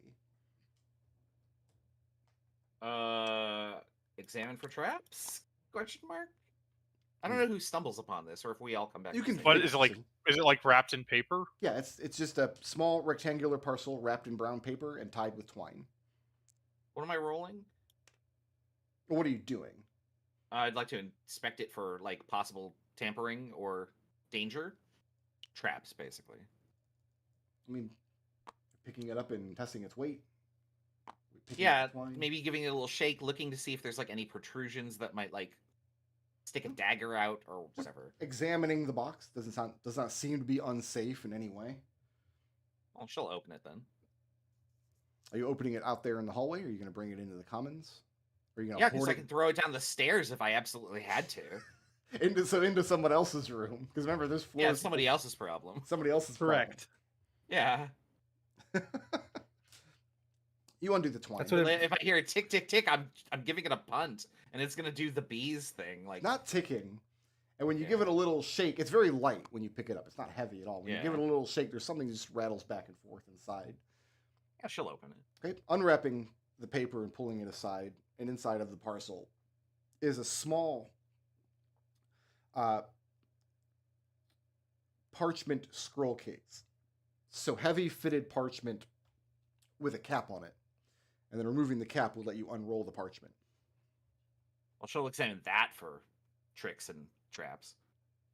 Okay, And that doesn't look out of the ordinary to you. Yeah, looks She's normal to me. extremely Should we just open it? What the Are hell you is yelling it? this from the stairwell? Oh, I don't know where everyone else is relative to her. It's early morning, so Leo looks like Leo and Alister are still sleeping it off. They celebrated pretty hard last night, maybe. Yeah. She'll open it. Okay. And unfurling it, it appears to be an honest-to-God treasure map. She goes, and just sort of holds the gasp there and brings it in very slowly and is like, it's a treasure map. Genevieve, And then she holds it up for everybody to see. Geppa, and Hugo. I want each of you independently to give me a DC 11 history check. Oh, that's not rolling. That's like flipping. Guess what I just got to throw on top of it? Pass. You get a That's a D4 history of 21. Okay. 18. Hang on, my alt tabs were. Actually, Geppa, I'm going to let you make Jacked this up. at advantage. I mean, you've already got I an mean, I already 18, got a but 21. You would make this at advantage, I would say. I can't roll another 20. It's fair. I mean, I can. You It just can. doesn't do anything. It's a double 20. 18. So we all passed? 18. You immediately recognize the map. You haven't sat to study it, but looking at it for a moment or two, you recognize it as being a map of the mountainous area of Urvalia that eventually became the Strixhaven campus. It's like you have a map of this area of the mountain range before the college was here. Ooh, fascinating. And Wait, shouldn't we Geppa be, would like, get right here advantage on on that? that roll because he's literally taking a class right now, which is probably studying a lot of these maps. Yeah, Genevieve will point at the map like, wait, aren't we like right here? Yeah, this is where the Prismari campus is in this mountain Where's that- range. Where's that relative to the X? Excellent treasure question, and I have a real actual answer for you, if you will. Do you? Ooh, as opposed to those fake phony answers. Actually, you know what? I'll just do this on the table. I mean, No, that tested all the fake phony answers. Yeah, exactly, right? Let me pull up the... The main map. I'm not bitter. Alister wanders out and plops on the couch. Okay. A fair distance away, several kilometers, to the... I'm going to say like the northeast. Looking at it, you're looking off into the direction, if you're assuming you found where the Prismari campus is on this map, you're looking off in the direction of the Silver Quill campus. Does it look Northeast. like it's past the campus, like off campus, or Well, it's kilometers away. All the campuses are. You guys rode a tram out here. Yeah, Oh, how big is Strixhaven then? It's had pretty this enormous. fucking mental- big. I had this idea that it was like maybe 2 kilometers wide. Oh no. No, it's 6 campuses connected by like spokes of a wheel, and the spokes, they take a good 20 or 30 minutes to walk on foot. So the campus is enormous. So it's like 5 miles. I'm doing D&D's physics. I'm sorry. Well, it's I'm fine. doing a conversion. Russ, It's like your 5 physics miles is- wide times 1.7. D&D's not Like- physics, but sometimes it is distances. Yeah, so it's about 10 kilometers wide then is my best guess. So if you were to walk from the Prismari campus where you are all the way to the Silver Quill campus, you could probably clear a 6 or 8 kilometers. Most of that would just be along the tram line. And students used It'd to take have to about an walk that. hour. Okay. When the school was first founded, there were teleportation circles at either end, and those teleportation circles came down 10 or 12 years ago, and they stopped working. So yeah, students for a couple years were kind of isolated on their campus, unless they wanted to make that long-ass walk back and forth, until this year when the trams got installed. You all have it easy. You have no idea. At some point, Leo's going to have to wake up and join the rest of the group out here. Oh, I'm sorry. He I'm doesn't here. have to. Yeah, I guess he doesn't have to. He's a sleepy boy. Yeah, when Alister and Leo come fumbling out of their rooms and crashing onto the couch, the other three are sitting here poring over this honest-to-God treasure map. And when I say it looks like a treasure map, you guys understand what I mean, right? Yeah. Okay. Scroll with an X on it. This It is looks not like a a car. Is there anything written on the scroll or the scroll case other than the treasure map itself? Is there any No. other identifying marks? Okay. There's no language. No it's idea a who sent general this. geographical map of a very old geographical map because it's showing what the geography looked like many, many years ago. And there's a spot marked with an honest-to-God X. Is it magical? It is not. Is just a piece? Is anything about the case magical? There's no case. It's just a very stiff piece of parchment that you can roll up and then put the little cap on the end. So there's not an I actual see. Okay. case. Okay. Is that somebody's homework? No, it was delivered to us. By who? She shrugs. I thought it was Tempest. She just wants to screw with us. You know, I thought that too, but like, she didn't want us going into the training dungeon. Why would she hand us an actual authentic dungeon? So she can rappel down at the end when we're on our way out and act like she's going to save the day? I don't know. Do you think she cares about the rest of the day? I think she cares about making us look like fools. Where's the wants coffee? She wants to Well, pass. And that's she also has a class she needs to pass as well. I and offer she you doesn't a, do that if Genevieve dies. I That's offer right, you you the guys. You gotta maker. protect me. Alister happily drinks it. Didn't I just give you something to wake you up the other day? Yeah, Oh, but you that's don't have your precious. armor on. She says if that's weird that you don't have your So, armor on. She's wearing if- her armor right now. If we overlay this on a map of the campus, where is the X? Off to the northeast, which would be in the direction of where the Silver Quill campus is. Gotcha. Yeah.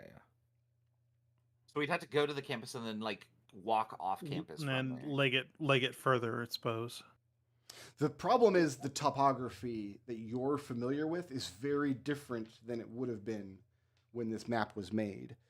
'Cause remember, Darkwood literally split the mountains asunder during the war, and that he founded the college on top of these old ruins and things. So, like, the rivers wouldn't match up, the mountains wouldn't match up. There'd be a lot of differences between this map and a modern map of the same area. How reliably do we think we can triangulate things on this map after that? It would take some doing, but you'd have to Okay. spend some time and go out and make some checks, probably. Let's see. How old I is am that I am map? trained in survival, so I think I might be able to make this trail. That might help you here. Does Genevieve think that the party could make this expedition and back within a day? Like, not even going into the dungeon, just scouting out, finding the entrance. Ah, there it is. Oh, Let's so go. you're assuming it's a treasure map to a dungeon. I don't know why I'm assuming that, but yes. Okay. Well, you were told last week It that there are seems many too dungeons simple. and ruins underneath Strixhaven. Yeah. Alister wants to look at the map. Is there any way to tell how old it might be? How old it is? Yeah. Strixhaven was founded about 60-some years ago. Actually, not quite that, because the war was 60 years ago. So it would have to be older than that. With my 21 on history and being in a class about the history of this mountains, can I speculate it any closer? I'll give you bonuses on checks to find the X when you go out to investigate. Okay. Do we just want to trust it and go see what's there? Maybe it's some sort of like drama club hazing ritual. I mean, it's even if it is, it's cool. We could learn all How sorts does- of stuff. How does this serve the purposes of the drama club by traipsing out into the middle of nowhere? It'd be really dramatic if we died. Maybe they're holding a party there. I don't know. Congratulations on our first rehearsal. I don't know. Well, if we have no pressing matters today, I'm completely fine making a day of it. Okay. It'll be an adventure. We We're could good at pack a that. lunch. We can make it a picnic. Yeah, we could pack a lunch. Good. Okay. So you guys have done all your prep work and you want to make a day out of finding this X. Yeah. You do Yeah, still what class also, do I get Sure, to let's skip? do that. there are no classes today because yesterday was exams. Okay. Okay. So You have a personal day.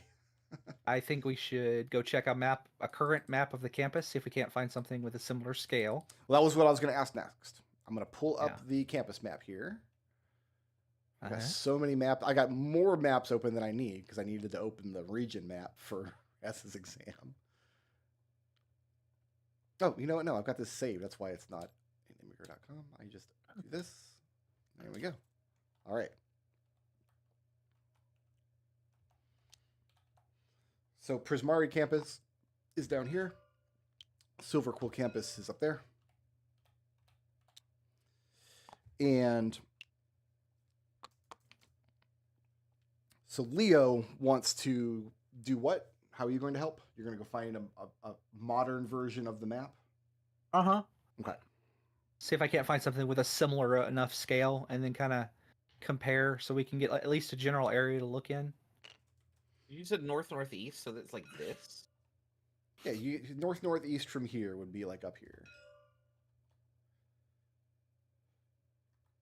This is east of. This would be northeast. This would be east northeast. This is. Oh, north, sorry, northeast. you clicked way over here, and I was like, You wait, did. what? Oh, well, that would still like be. that's west. That's still northeast of your position because you're down here. Oh, I'm aware of that. I thought the intent was it was West would be off the northeast map of from your position. All of I thought it was Strixhaven the intent is was northeast of Silverquill. northeast of your current position is Okay. Silver Quill. No, I East. One of us doesn't know Anyway. how to compass. I don't know which please one it click is. on the map where you'd like to direct Genevieve. I'm going to ask Genevieve the next question because I think asking Raz questions when he's very discombobulated always gets funny results. What is Genevieve's plan for like assisting how to find this X on this map? Leo has already said he's going to go find like a modern version of the map.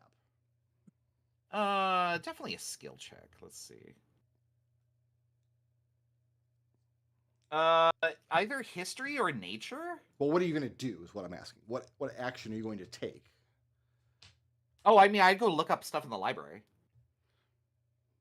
Look up what in the library? Either history of the area and look for maps, or nature, as in like the surrounding, like the survey of the surrounding environs and expected flora and fauna, etc. Yeah, I don't know which one I think is more useful. Well, at this stage of investigation, nobody knows what's going to be useful. That's you're still at Yeah. stage one. What about Geppa? Well, somebody's looking at a map, then I'll do nature. Let's remove this map. I mean, I think Geppa is going to. Do professors have office hours today? Yeah, you can go talk to your professor. Yeah, I'm gonna go talk to Professor Feldenson. Okay.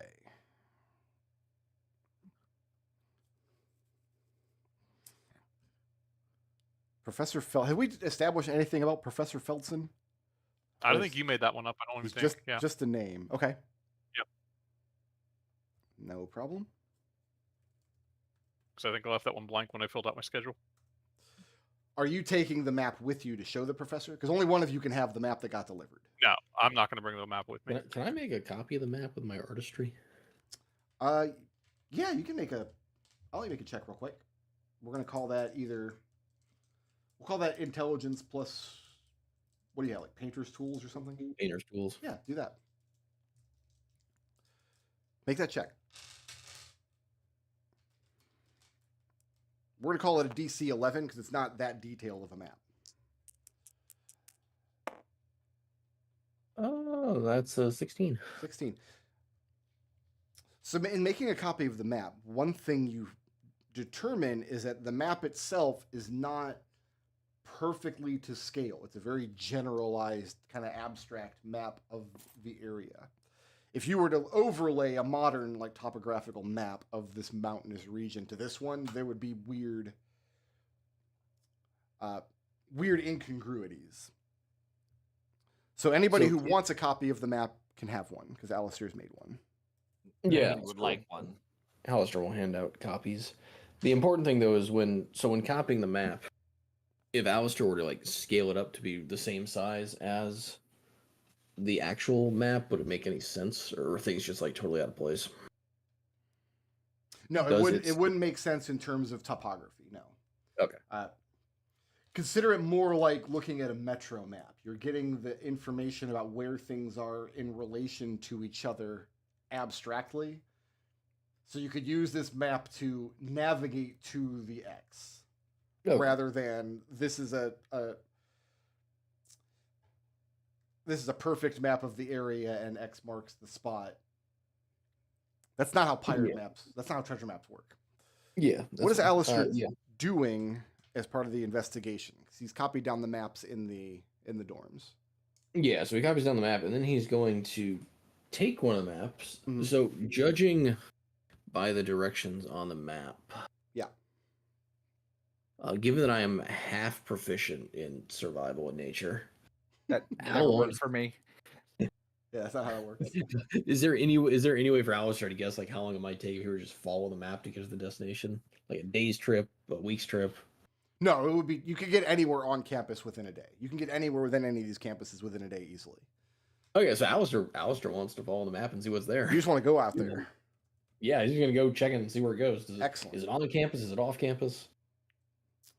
And Be what about sneaky as Hugo? bits. What would Hugo like so to do? we're thinking that the X is on campus? Sorry. I can't help but note that Brickroad is being very ambiguous about these kind of about actually looking at that thing. But no, Hugo is going to go to his boss, Elena. Lead to the He's coffee. gonna dancer? ask. Yep, he's gonna ask. Is it like a traditional hazing ritual for new students to get mysterious maps to places? Okay. Does Alina know that you were tapped for this like under the table adventuring club? I think Have it. you- I think she is, because I think we established that last week, because she's like, fine, but don't get yourself hurt because you're one of my better workers," Right, kind of a okay. deal. I thought she was going to sell you like expeditious retreat potions for Well, that's like, right. She did. something. So Yeah, she she's definitely right. is in on it. Magic Yeah. coffee. That's correct. Magic coffee. Yep. This kind of thing is not unheard of, and the reason it's not unheard of, because remember she's a Magus Emeritus, which means she once worked as faculty here at the school. Mm-hmm.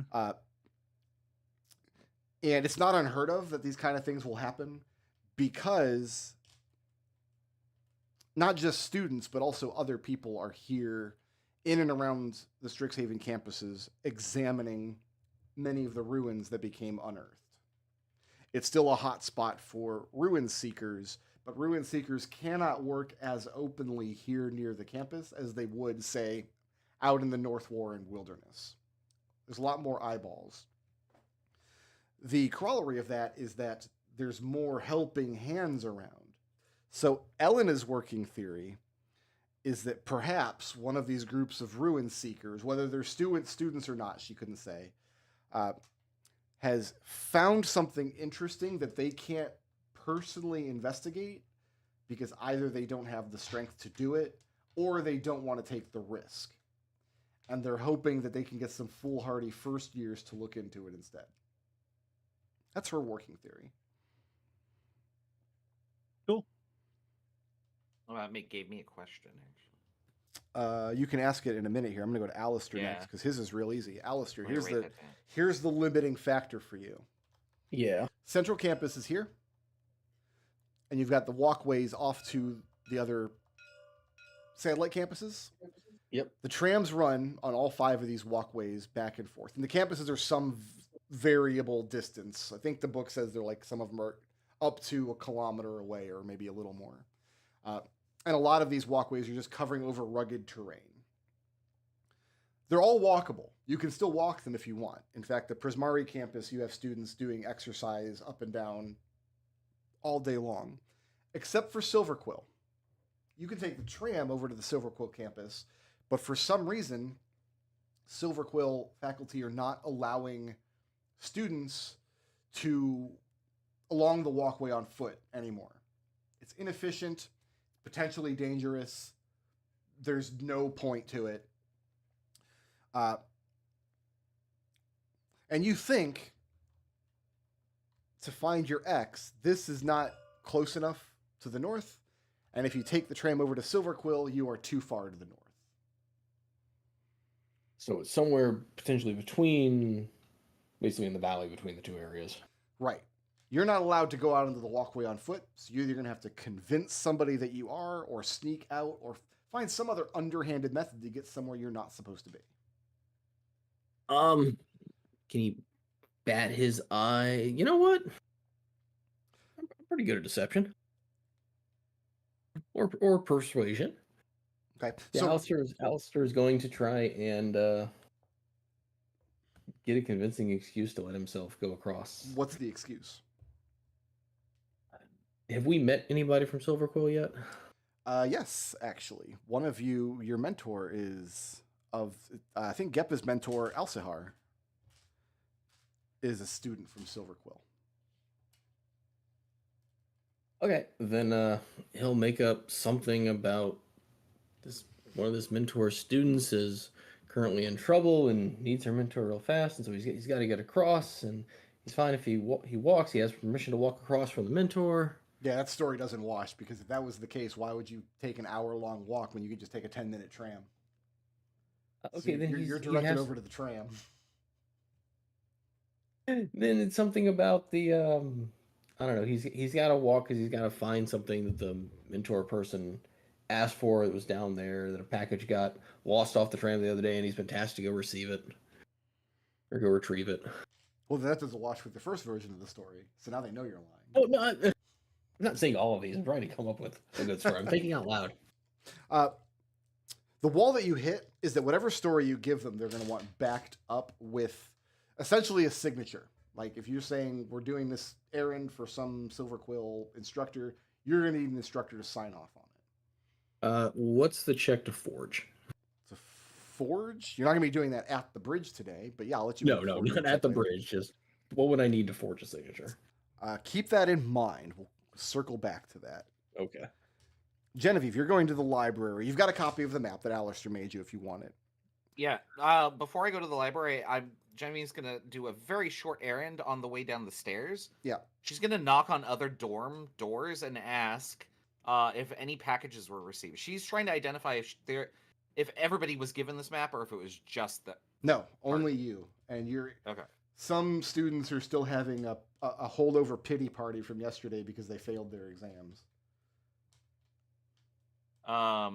Genevieve doesn't want to talk about that. She wants to go to the library and start looking up. Well, I mean, now that I've seen Alister's scenario and we've identified it's kind of in this region. Mm-hmm. So I'm going to have you make a history check. Okay. Are you proficient in either animal handling or nature? Yes. Which one? Nature. Nature? Okay. So make that history check at advantage.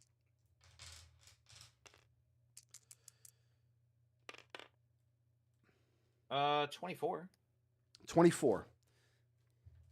The area marked on the map where you think the X is in this span between the central campus and Silverquill at one point was kind of a grassy valley in between two of the peaks. After Darkwood opened the earth here, that valley was torn asunder, and now it's a series of jagged cliffs. In other words, you would consider like an ecological disaster. Any flora native to the region would no longer be thriving there because there's no longer any healthy soil. Everything's been reduced to jagged rocky cliffs. What that tells you is if you're going to do any kind of investigation in the area, you're going to need good climbing gear.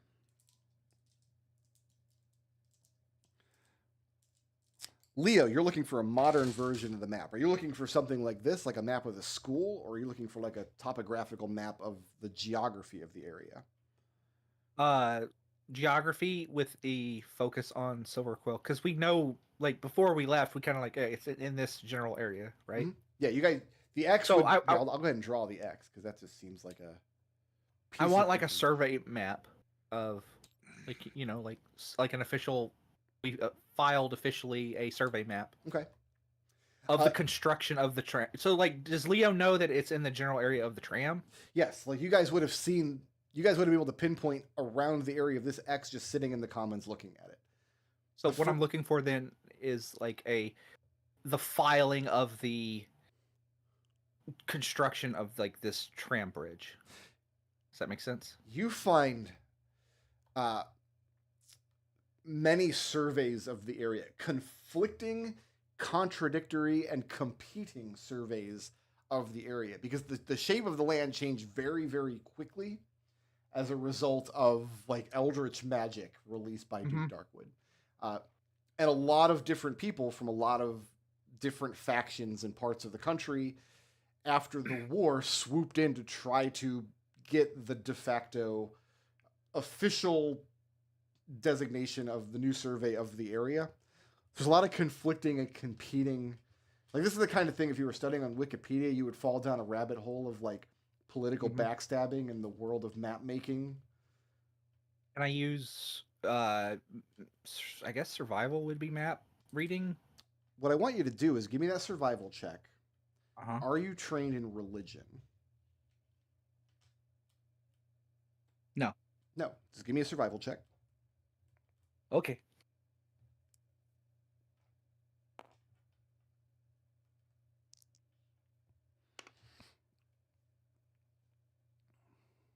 All right. That's a 8, but I have these. Because you aced your class. Yes, I did. Yeah. That's a 10. A 10. Yeah. You find the most modern version of the topographical map done. Mm-hmm. You're having some difficulty reading it. But the interesting thing you notice is, quick history refresher. The founders of Strixhaven, one of them was an Aethar positioned by the church. They're saying, if you're going to have this new magic school and we're going to study unsealing magic and stuff, we want an Aethar involved. That Aethar was eventually ousted as a spy and a saboteur from the church. The original Silver Quill was turned out from the campus, turned out from her seat. The map you found is dated from pretty much just after that. And it's to this day the most agreeable and the most, what's the word I'm looking for? Accurate version of the topographical map. And you're wondering if the other versions were in competition with each other, and that got fixed when the Aethar was pushed out, what was the church trying to hide? Mm-hmm. Can I also grab the I'm also going to grab like the next previous one if I can, just for comparison, just so I can show them what I found. Yeah, it's smart. very easy to show, like, oh, all these academics at the time were coming up with different maps from their surveys, and they were like stealing from each other, and it was backstabbing going on. And then once this Aethar was pushed out, we have the most modern version of the map. Which one is the most accurate? You don't know, because you've rolled low. But the timeline is that those surveys stopped being updated and in competition once the Aethar was pushed out. Okay. Geppa, you want to go speak with Professor Feldson. Did you take a copy of the map with you? Yeah. Okay. You've not been examined in Feldson's class yet. Have you been skipping his class? Probably a few times. Not religiously, but... Okay.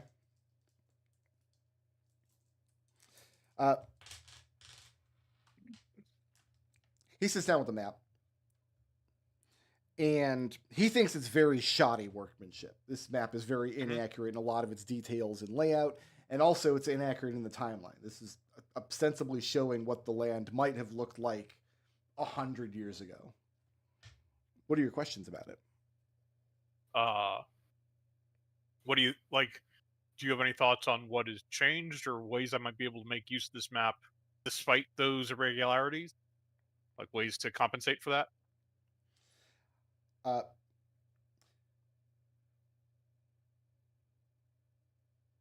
I think that would make his face light up because you're kind of offering to do extra credit for his course. I mean, no, but if that's how he wants to hear it. I imagine Professor Feldson is teaching one of the more boring classes, and he probably doesn't often get students coming to him to ask questions that are in his wheelhouse. An expedition to the area would be dangerous. It's a very jagged area and a lot of terribly steep vertical cliffs, which you can see if you were to ride the tram up into Silverquill. Mhm. Yeah, he thinks having one of his students go out there to do a modern survey of the area would be an excellent feat, and he is willing to offer some assistance in that regard. What do you need him to do? Well, I'm going to be fine, but I think I might want to not go by myself. That seems like a good way to die alone in the wilderness. So I think my companions, unlike myself, might want some climbing gear if we can get some on loan. Okay. And anything else you think that would be useful for a multi-day expedition out there? Again, this isn't really like I've been paying attention, but like we haven't gotten to the practical applications of the class yet. So Yeah, this isn't really a class where you're like going out and doing field trips.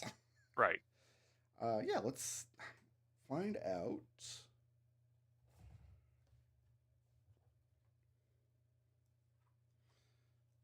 How much a set of climbing gear costs? It's been a long time since I've looked this kind of stuff up. So you'd need rope and spikes, and probably those like boots with little spikes on the toe.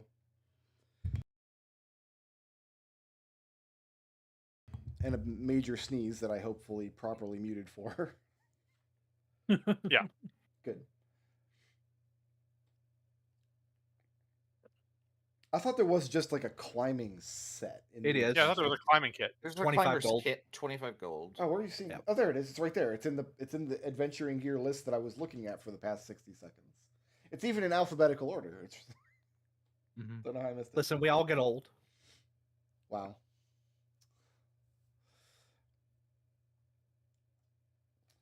And that I don't want to hear anything involves about getting old.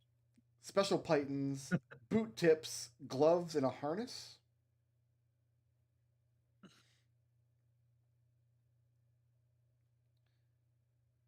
Okay. Yeah, I read this when I was designing this particular adventure, but that was weeks ago. He can source 3 of these for you, That'd be great. which you would check out from the class and then return at some point after the expedition. So you would need to source 2 for your. Well, it depends if you're taking. Alister might want to invite Kenny. Now that Kenny has a stat block. Oh, that's right. We have 6 characters now. Huh? Yeah, if we want it, we don't have to take her. Yeah. I mean, I don't need climbing gear, but other people might. Okay. So we need to source 1 to 2. I have one, so I can supply my own. I could just animate way down. Right? That's Just how monks run. work. Yeah. Not yet. Yeah. Do you have slow fall already? No. Do you Oh, have slow rise? oh, 'Cause I'm getting glad down you is said only that. half the problem. How long does Featherfall last? I could just cast Featherfall in 1 minute. Yeah, but So we it's could. you can feather fall for 600 feet. Yeah. Okay. I have Featherfall prepared every day, Oh, good. Just in case you fall off one of the tram lines. which I might need.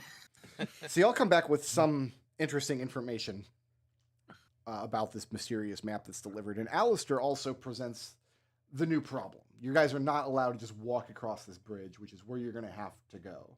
So you're going to need some solution to get somewhere that you're not allowed to be. And I'll let you guys think about it for about 15 minutes while we take a break. If you want to go ahead and Sure. get your coffee, get your bagel. I am I mean, going to make a cheese sandwich, I think. That sounds good to me. we Let's just get. reconvene at 4:20. Yeah. We just get Geppa's professor to sign a waiver, right? I'm going to get a Yeah, soda. either that or we can board it. Yeah. I need a bagel. I'll be all right.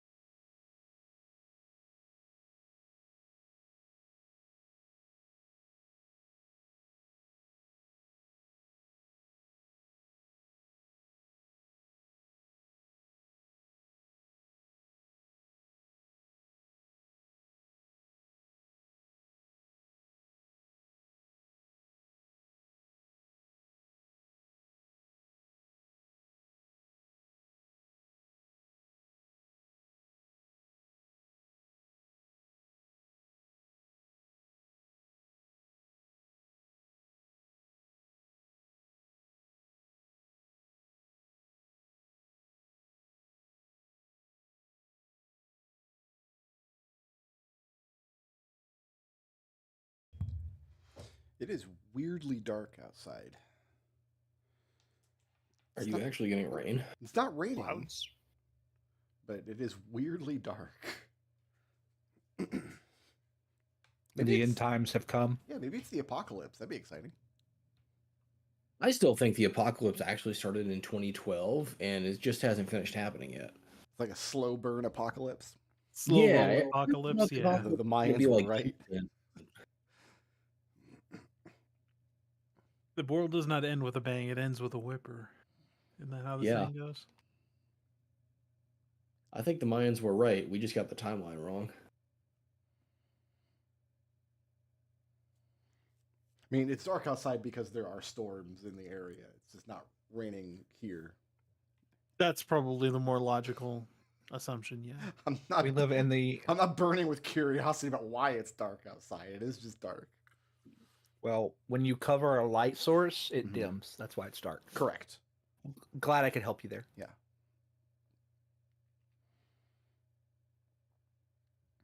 Yeah, I can't find any good D&D hot takes this week on the social medias. People are being reasonable.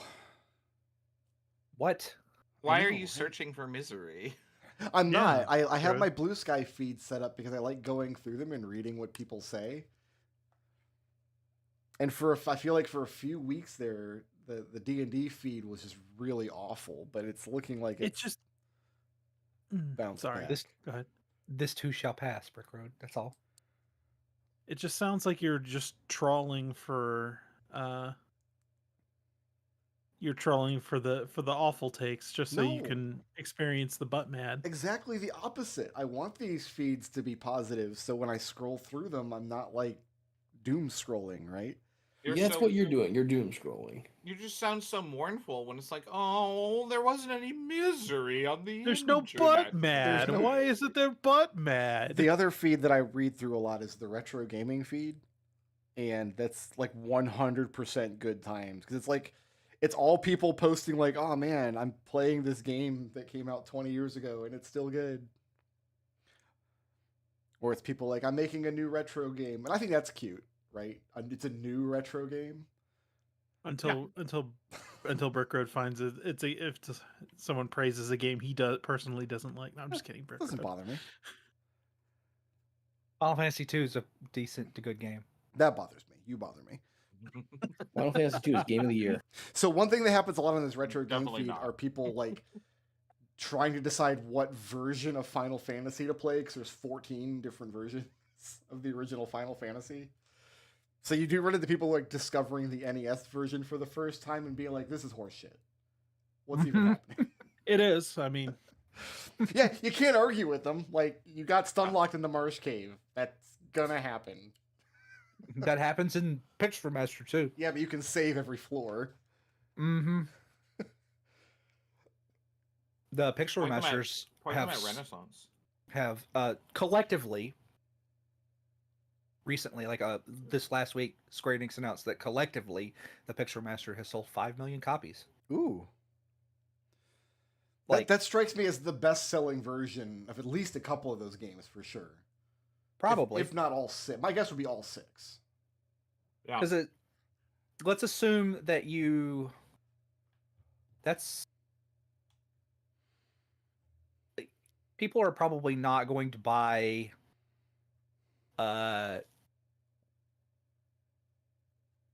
2 or 3. Well, I don't know. It's really just 2, I think, that people probably won't buy individually. There's merits for buying all of them individually, but like if you want to play 2, you probably already have bought like all 6. Yeah. I do see. So- I do stumble across people going into 3 for the first time just because they skipped it for North America. Like it kind of never came Mhm. out here. Yeah. I imagine it's probably 5 and 6 are the 2, and then 4 and 1 are kind of around the same, and then 3 and then 2. Like if you're talking about like individual numbers. Do you have everybody back, or are we still waiting on somebody? I think I've heard I Chris think in a minute. Oh, there he is. Okay, I'm move just finishing line. my No, salad. I've been here. Been here the whole time, just being I quiet. am just here. plotting, sharpening the dagger. No, I decided not to play a rogue this time.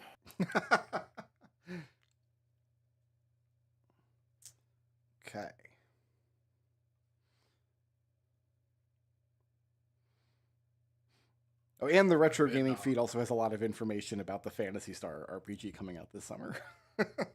People are discussing that quite a lot. Back to this nonsense. So we need to plan. Yeah, can I get some monomates? some what? Some monomates before we What are go? like the healing potions. Yeah, the healing potions. Cola. Once I get all of this Elder Scrolls out of my system, I'm going to play the Phantasy Star games. I've decided. I'm going to go through all of them. Enjoy them. Well, I enjoy one a lot. We'll see about the Yeah, others. once there's a kind of game you'd like. Yeah, love it. Love it. You guys need to come up with a solution on how to get to this X, considering you're not allowed to walk the bridge between the central campus and Silverquill. I would And like to post. Oh, sorry. I thought that the was other thing you end need of to the solve is we've sourced 4 sets of climbing gear. Because you got 3 from the professor, and then somebody had 1. Is that what I heard? Yeah. Yeah, Hugo's got climbing gear. And then Geppa is going to go without. Geppa has a climb speed because he has Wolverine claws. Okay. Now, the benefit to climbing gear is that it actually anchors you to a point in space. That's not a benefit you'll get from your claws. If you're thrown from Sure. the cliff for some reason, you will just fall to your death, and it'll be very funny. Yeah. Yeah, excellent.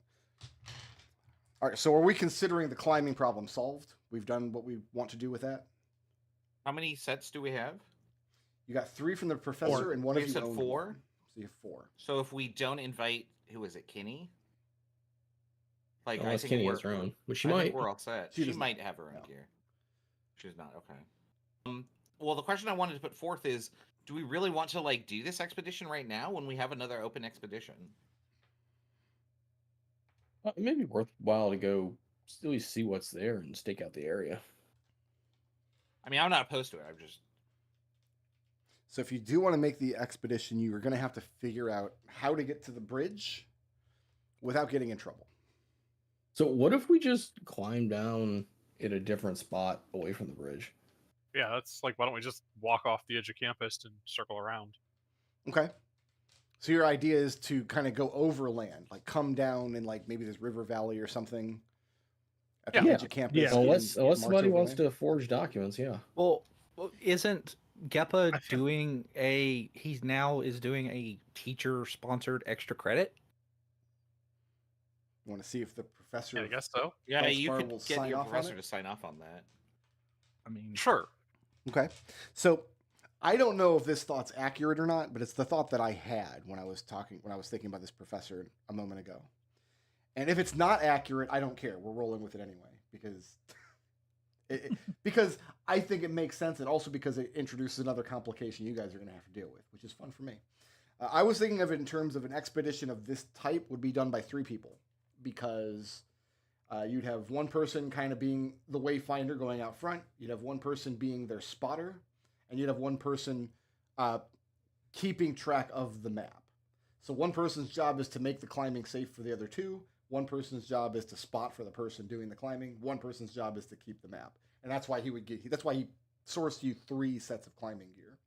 So he will sign off like a permission slip you can show the guards on the bridge for Geppa and 2 other people. Which means you would still have to sneak 2 people through somehow. Which is frustrating because Geppa is probably the best one that's sneaking off through this area. Going overland would be is definitely an option. The problem is it's wilderness, and you don't know what you're going to encounter down there. I feel like between Léopold and Hugo, we're going to be fine in the wilderness. Okay. How long would it take to do an expedition out into the wilderness to like circle around and then come back? Like this is a pretty fast, relatively, expedition if we just sneak out onto the bridge. But traversing this length might take considerable time. You would very likely be camping out at least one night if you want to go overland to the area. And we would be camping out somewhere like in this vicinity, right? I imagine you're kind of coming down. What is this river? All This right, it river could goes be over through here, campus yeah. here. I would assume you Yeah. guys are coming down like at this river area and then trekking overland, or you could come down from. There's a lot of places where you could like take the tram over to Darkwood, go off towards any Oh, I of these didn't other even think about expedition just- sites, and then kind of come across the land from the west. Yeah. But I guess my question, what I'm leading to is, so if sneaking like this over to the bridge to get down here is not sanctioned, Mhm. is doing something like this where we go out and then go into the wilderness, is that sanctioned? That would sanction is probably the wrong word. I'll say Yeah, this: it's a nobody liability will issue. try to stop you. It's nobody's job to keep you from wandering off into the wilderness on your own reconnaissance. It is somebody's job to keep this bridge safe. So Okay. I would say let's go over the wilderness. I'll have the note, and if we get something goes wrong, We go here, and we all jump. So you want to just kind of go up to the side of the bridge area and just Mm-hmm. leap off? Yeah. No, the instructors would. People would wouldn't see you do approve of that. So the It's issue not there for becomes circles. the issue there becomes how do we get back up? I guess we have to take the long way, right? Whatever Right. path you But- choose to take, we're calling this like a trailblazing mission. The path will then, for future expeditions, if you need them, will be made safe. Yeah, so Alister explains the reason the teachers are up there is because they're afraid somebody's getting hit by the tram. It's a liability issue. So we need basically a liability waiver from a professor, or we just go around it. And you can get such a professor to sign off for 3 of you based on the story that Geppa has given. I'm gonna get the 3-person sign off. Like Okay. this again, I think it might be convenient to come back, but Kid, don't necessarily want to use that as our way to go out. Yeah, we'll Uh, just say you have that writ and it's signed for you Yeah, plus yeah. two other Yep. expeditioners. would Mr. Hugo like maybe we could go get our own sign off from the dean of things like in just like it's a training mission. We want to go like we have identified a place to do it to hone our craft and we need the people at Silverquare are kind of blocking us. It's not a terrible idea, but if you were to go to Dean Prismari and ask about that, you would be directed over to Athar Rosby Mark, who is the dean at Silverquill, or someone in his office. Well, don't they keep the adventuring activities a secret from them? That's what we've been told. Correct, but you'd be making you're basically doing an expedition on Silverquill controlled territory, if that makes sense. It's their Plus, I'm also purvey, a like, it's their terrible department. liar. Yeah. They're the I mean, ones so who have am I. decided that the bridge is too unsafe to traverse on foot, which is why we're only allowing students on tram. You wouldn't go to the humanities dean to ask for permission to do an experiment in the chemistry department.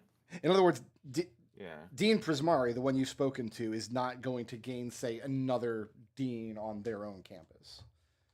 And he would probably hope that that would be reciprocated. Like, he wouldn't want Athar Silverquill sending students over to Prismari for potentially dangerous activities.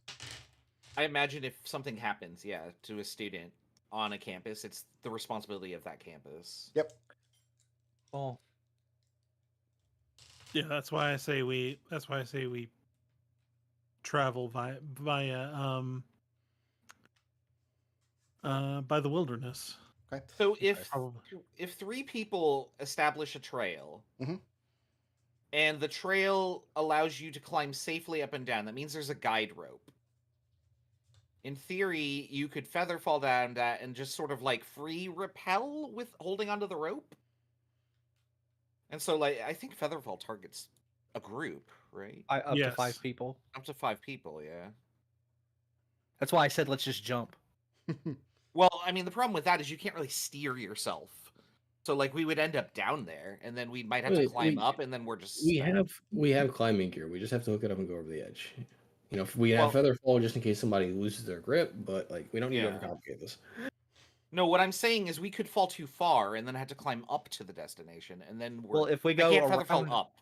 if we go around and around, we Yeah. gotta climb up anyway. So That also happens in this case too. Yeah. Mhm. Alistair is on Team Experiment Boy. All right, well, let's... I don't mind jumping, but I feel like somebody should go first legally and then if you see a complication, we can adapt to that plan. So Genevieve is suggesting you split the party. For the initial descent, yeah. Okay. I mean, we could be spotters, can't we, from a distance? Like, if they're climbing down a mountain and we're standing, like, if they're going, oh, I'm not clicked on this. If they're here and like we're over here and watching, You're not watching. That's way too far away. that's way too far. Okay, Yes. well then I'd have no scope of the distance. Remember, this bridge is maybe a kilometer across. If you're standing here, you can't see details of anything happening on the cliffs. Anybody have binoculars or some sort of like spyglass? I do not.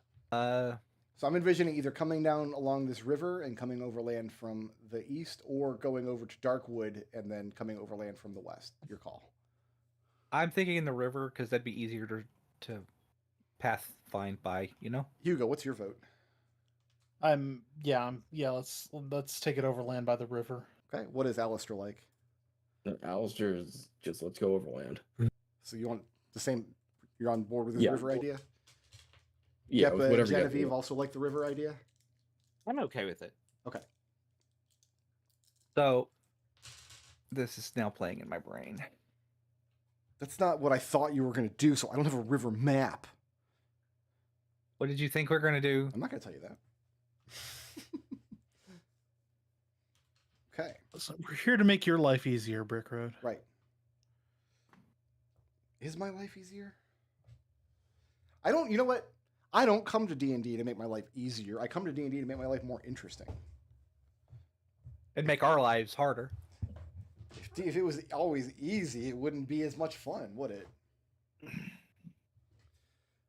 I don't have a good sense of what this river looks like on campus. Give me half a second to look in my Struxhorven book. On page 11? There is no river. Oh, there is, kind of. Wait, what? I'm going to go on a limb and suggest that these maps are not accurate? Or not D&D is intended to be cartography. accurate. That's correct. Cartography. Yeah, you're right. Oh no. Here we go again. So what does it look like the river does? It looks like the river might flow into like a raised portion of the geography, the plateau upon which that maybe the central campus sits, flows underneath these two bridges and then emerges underneath the Witherbloom Bridge to flow out and over towards Prismari campus. I think that's a reasonable read of the map. What do you guys think? It all well, Yeah. it's got to start here and here. Like these are two because Rivers don't Sorry. flow into each other, though. yeah, No, the river doesn't make any sense on any read of the map. Yeah. they could be man-made canals. And then especially look what it's doing over here in the fields next to Quandrix. Like what is Right. this? even? That's irrigation. Like This that's, this could be man-made. like that's probably what all this is actually like the river's flowing down here, and then It's definitely this is flowing probably all north. just this is all irrigation. So it must flow would assume. north underneath the bridge going out to Witherbloom, stays underground underneath, emerges over here where you guys will be climbing down, snakes up past there's Quandrix a- campus, depending on what the hell they're doing with it. Oh, there's a lake over there. Look on the edge of the map. Oh yeah, there is. But the river doesn't flow to it. It flows like north around it. Because these Quandrix weirdos are doing all this. They're doing something that's messing up the floodplain here. Yeah. Okay. Weird math magic. And then this other unrelated river kind of just comes lazily out of the mountains. Doesn't know there's a wacky magic school nearby. Okay. It's Ian Malcolm's chaos theory experiment that he does in Jurassic Park with Ellie. Okay. Leo, you made me a check Yeah. specifically looking into flora and fauna of the region, but you did not roll very well. Well, I know I did the map. That was Genevieve. Oh, Genevieve. Genevieve looking rolled like for- she rolled like a Yeah. 21 or something. 24. Still on the table. The good news is we have very, very visible landmarks to keep our bearings. What kind of light source are you guys bringing with you along your excursion? I like cantrip. Yeah.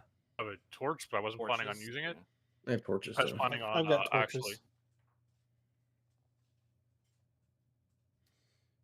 Genevieve. Yeah. As far as fauna goes in the area, 2 things to watch out for would be mountain cats and giant magically bloated scorpions.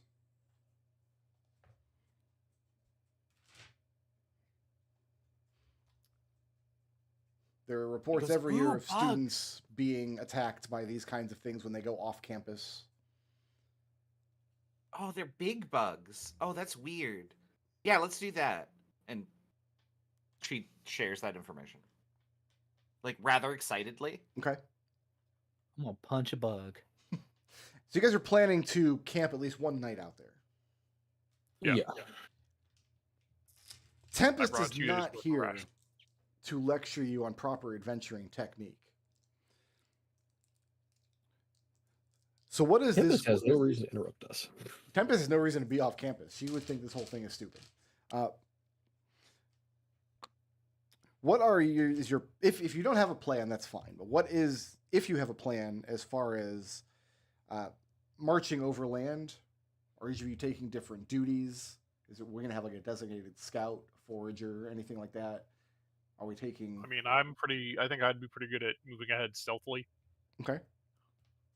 Also, I can. Jenna, I'm saying this into your mind. I will form a mind link with you. Ooh, cool. She'll cast message and say, I'm sending you a message. Go ahead and give me a stealth check, Sure. Geppa.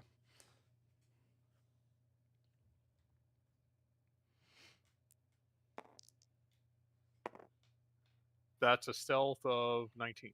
19. I want somebody to give me a. Actually, I don't want any more checks right now. I want to know what your camping situation looks like. How forageable is the environment? Probably not really, because the further you get away from that river, the more rocky and jagged it gets. But you can have any amount of snacks you brought from school. Yeah, I've got 2 days of rations and a mess kit, so Yeah. plus sure. Yeah. This isn't an I had 4 expedition out into the rations on wilderness. me. This is like a day Yeah. trip out to the park. Yeah. Yeah. Yeah. Okay. I've So I don't got- have to worry about like rolling for berries or Correct. something like that. Okay. Gosh, I really only have nature to bring to the table. Well, I'm not looking for a check right now. I just want to know Yeah. what's your camping situation look like? Like, are you all just going to find a spot, fall asleep? Yeah. Roll out the bedrolls. Sleep under Yeah. the stars. keep watch. Okay. Do you have a watch Somewhere rotation, in- or are we just having Hugo stay up all night? I mean, There's Hugo's not staying up all night.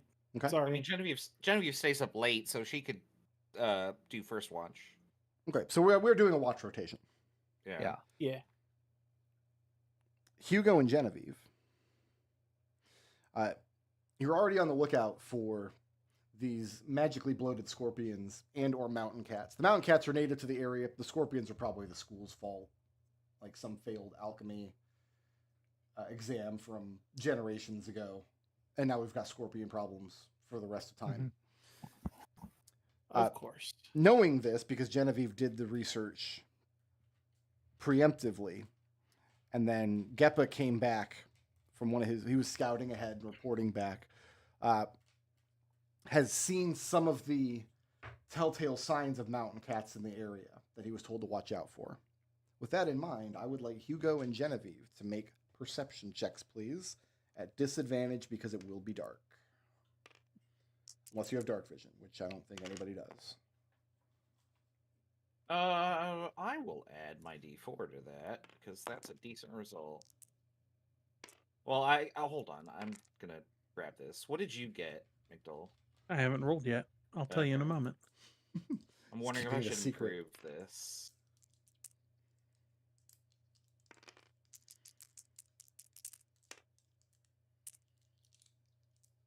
Rolled badly. Okay, I'm gonna improve this, and I have 15. It's a 9 for me. Throughout both A of your 9 for me. watch shifts, you're for me, hearing dog. you're hearing the sounds of cats out in the distance, echoing across the crags and the rocks. You guys have picked what you think is a pretty defensible position. Would any of you know what a defensible position looks like to make camp in the wilderness? Hugo Uh, would. Hugo would. I feel like on Hugo one would. or two sides. So Hugo found you a good spot where you can easily see the land in all directions. This is limited factor is it's very dark, but you hear the cats. You can kind of guess their distance. And Genevieve, your perception was pretty good. 15. 15. You are not surprised when you hear rustling in the bushes near to your camp. For a moment, you're distracted because you're focusing on listening to these cats howling in the distance, off in the crags. Like you hear it, you hear the echo, you count in your head to like calculate how far away they are. And then you're jolted by this rustling. You have to decide she in will- this moment right now as an action, do you want to wake the rest of your comrades or not? Yes. Okay. I figure that making a commotion of waking everybody up will alert Hugo to do the same. Okay. Mm-hmm. Does everybody wake up? I guess is a good question. Yeah. All right. Yeah. Roll initiative. Oh, I gotta put the initiative tracker in.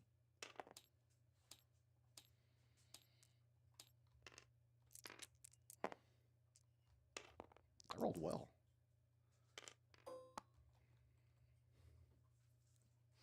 I can delete all of this stuff now. Wow. I'm really My I'm initiative proud. nerd roll is a 20.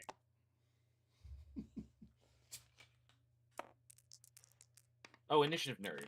Okay, I should do that. That's a 10. 17. 20. Was it me that did it last week? Yeah, it was me that did it last week. Which one of Sounds you like a delightful weirdos? Here, let me help you out for a second here. Let's use. Let's say this is a nice little campfire you guys have built for yourselves, or a little fire, or whatever. Who wants to like just sketch out the rest of your little campsite down here? Can we get rid of the map, or is this area big enough? It'll be big enough. I don't see you guys Okay. running away. If these are 5-foot squares. Where is Genevieve's tile? Oh, there it is. She is just waking up. You were all sideways compared to me. That's fine. You guys. I will Social rotate my group. table. What is being drawn here? That's a 10. Oh, what do you We have? didn't bring a tent. We didn't bring a tent. I I don't have a own a bedroll. I didn't bring a don't know if anyone tent. else- Yeah. I don't have a tent. Does Alister I own just a have a tent? bedroll. Alister just has a But it- better roll. So sad. I didn't check out a tent.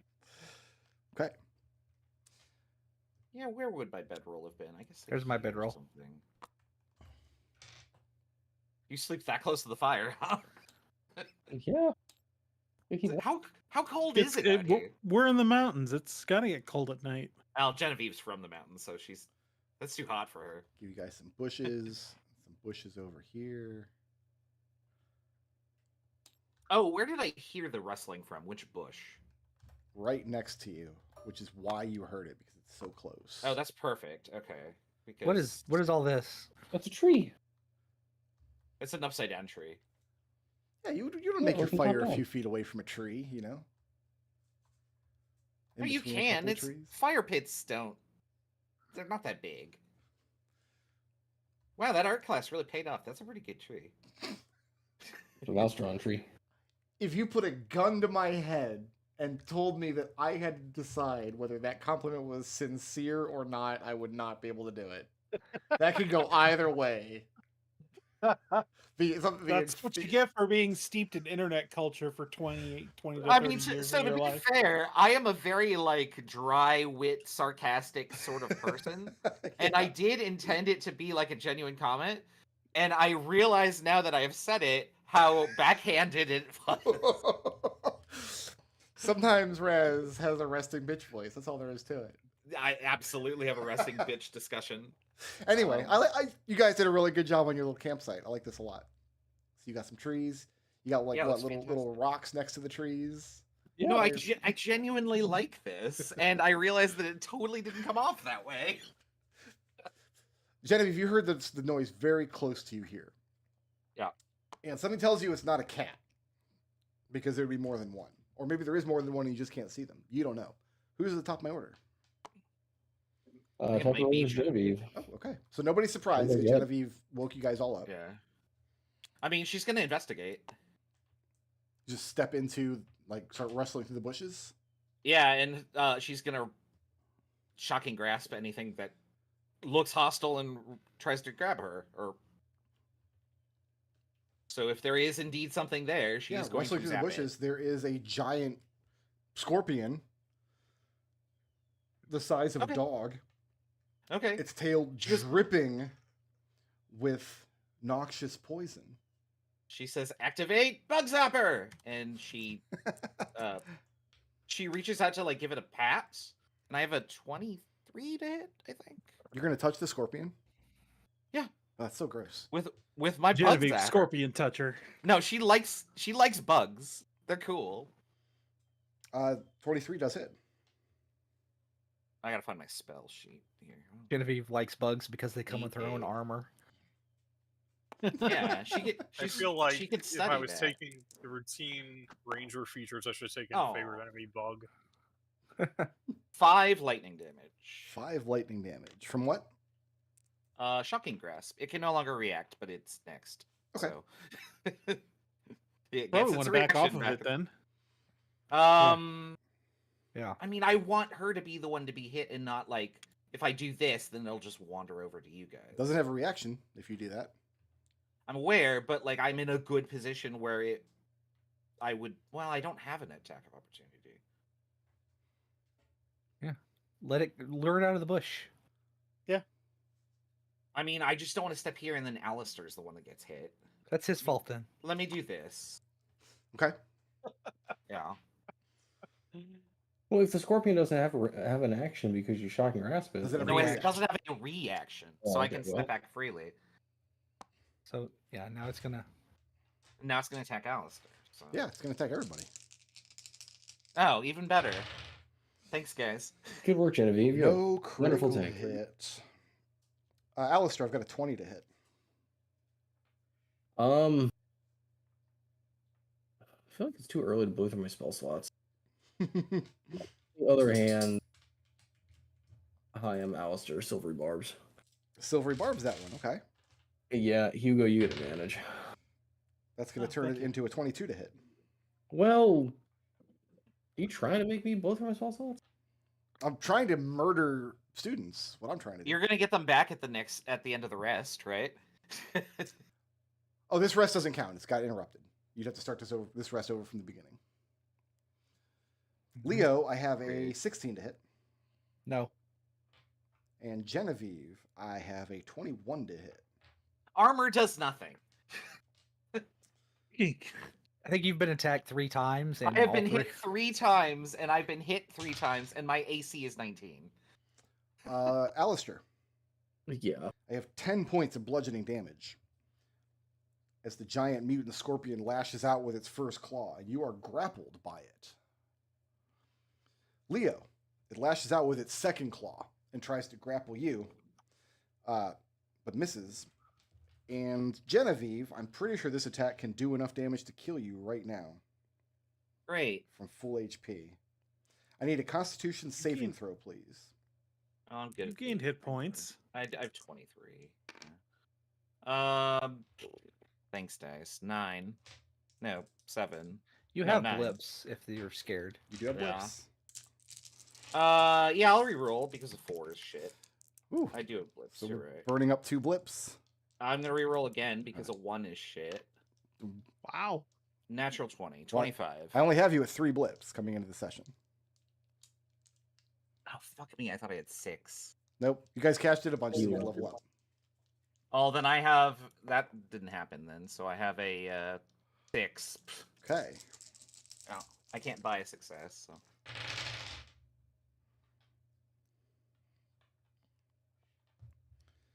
17 points of. That's going to be 4 points of piercing damage, plus 13 of poison damage from the stinger. yeah, it's awful. That's awful. I don't think I quite killed you though. No. Giant mutant scorpion. Like I said, it's probably the school's fault. There probably weren't mutant scorpions running around the wilderness out here until recently. That was all 3 of my attacks. Who's next? Leo is next, followed by Geppa. All right. Well, I'm going to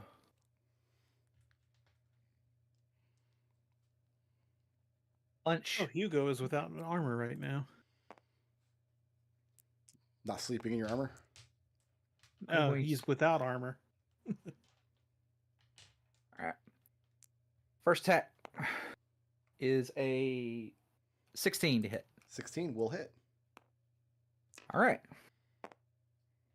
Please enjoy 8 points of bludgeoning damage. Okay. Bonus action key point. Bonus action flurry of blows. Does a 24 hit. Sure does. Okay. Please enjoy 9 bludgeoning damage. Very good. The second one is a critical hit. Woo. It doesn't have silvery barbs, Please. unfortunately. Please enjoy 9 bludgeoning damage. And it is bloodied. Are you moving or staying put? I'm fine here. All right, who's next? Geppa is next, followed by Hugo. Okay, so I cast Shillelagh. I can move to there with my movement, and then I cast Booming Blade and swing at the scorpion. Have we seen this spell before? Yeah. Does Booming Blade work on a staff? It works on any weapon. Oh. Oh, That'll probably miss. That's a 9 on armor class. 9 does not hit. All right, that's my turn. All right, who's next? I used it with a hammer. All right, Gus had it. Yeah. Hugo. Hugo's going to move over here, and he's going to take a swipe at this thing with his axe. Okay.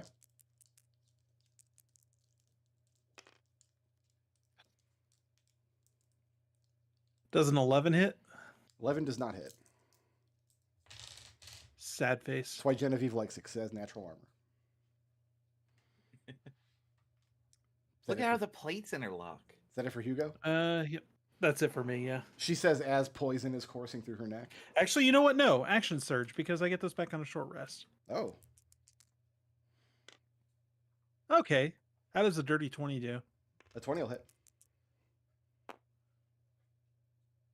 Let's see. 14 points of slashing damage. Damn.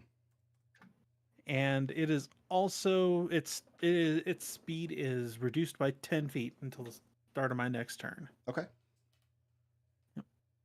Who's next? That's it. Next up is Alister. You are grappled. That just means you can't move. Speed is 0. Your escape DC is 12 if you want to try to get free. Well, I'm gonna do Bane Okay. first. Is that an action? It's a spell, unless Wait. you want to give it to me for free. It's casting time in action is what I'm asking. Oh yeah. Okay. Then you can't try to get free this because getting free is also Yep. an action. Yep. Just as long as Genevieve occupies its mouth, I'll be fine. Well, its tail is what. Well, the stinger is the dangerous part, my guy. Scorpion mouths are very tiny. It's not going to eat you. Not whole. So what's say Yeah, it's anything gonna against turn- me? DC 13 charisma save. It's going to turn your no, got an innards 8. into goop. Okay, it is baned. It is baned. So you're staying put in the thing's claw, and who's next? Hold on. I can do Bardic Inspiration as a bonus action. Sure. So, Genevieve, you're not going to attack, are you? I am gonna melee attack it with a shocking grasp and then back off.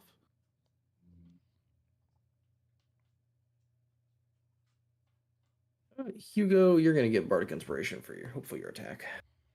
Cool, thanks. Now it's Genevieve's turn. Because I can't move. Do I have a save related to this poison, or is it a one-time effect? It was just poison damage. You're not actually poisoned. Okay. I didn't record that. Zappy zappy. Mhm. 17. That'll hit. 7 electric damage. That is exactly enough. And Alister, you feel a profound relief as the pressure on your abdomen subsides, as the thing's claw goes limp and inert. And Are scorpions conductive? Because Alister might double tingle there. does the spell No. say that it transfers damage if like it's No, grabbing- it's one target only. yeah. Then I have advantage on metallic creatures. it was not a metallic scorpion. It's not metallic, but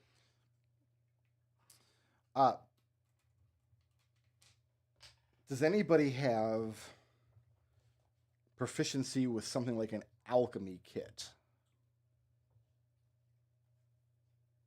I'm gonna say no. I have +1 extra toolkit that I haven't allocated. Do you want to allocate it into an alchemy kit? Well, I want to ask a question about it. I like So questions. this is kind of a long question I was going to ask at some point. If I want to make armor for other people, like Mhm. just like plate mail or leather armor or whatever, what tools do I need to do that? Like Smiths works for plate mail, and I was gonna assign the other one to leather because like there are leather components in armor. I don't know the rule for like how I make armor, or if I could even do that. Yes. All the rules for like crafting equipment and stuff are in Xanathars. They have nice Right. rules for all that stuff. And As they far as take a what kind very of tool long time. proficiency you need, I would imagine it's like smithing tools for plate, leather working tools for leather armor. And like part of the cost of any part of making armor is that the parts that you're not proficient in is like sourcing the leather straps from other. I don't want to get that granular with it. Right. I'm going to work under the assumption that as a student at this school, you unless you're in like a smithing class, you probably don't have time making a lot of armor anyway. So yeah, that's what I assume, but like I think that I will start taking classes on that at some point. That's maybe a decision to make for your second year at Strixhaven. Yeah. So if I wanted to make a suit of armor for somebody else, Mhm. and it was, could I make any armor with Smith's tools, or could I only do medium or heavy, or could I only do things that are metal, or I don't know what the ruling is on that. It tells you in Xanathars. I'm trying to find that. Do you know what page it's? I'm going to say that for now, you just don't have the hours in the day to do it. Yeah, but Between- the player is trying to plan out for the future. Okay. So because it influences whether I'm assigning this extra to alchemy or not. Okay. Because alchemy would make sense for Genevieve, but if armor crafting requires leatherworking tools, I would rather take that. So I'm going to work on the assumption that nobody has proficiency in an alchemy kit right now then. Yeah, I'm just gonna leave it Okay. empty then and say no. So some of I you don't would have I it. have to That's my evict a answer. dog from the room. Uh-oh, which dog? The obnoxious one who won't stay in his bed. Oh, we know which one that is. he has been evicted from the room.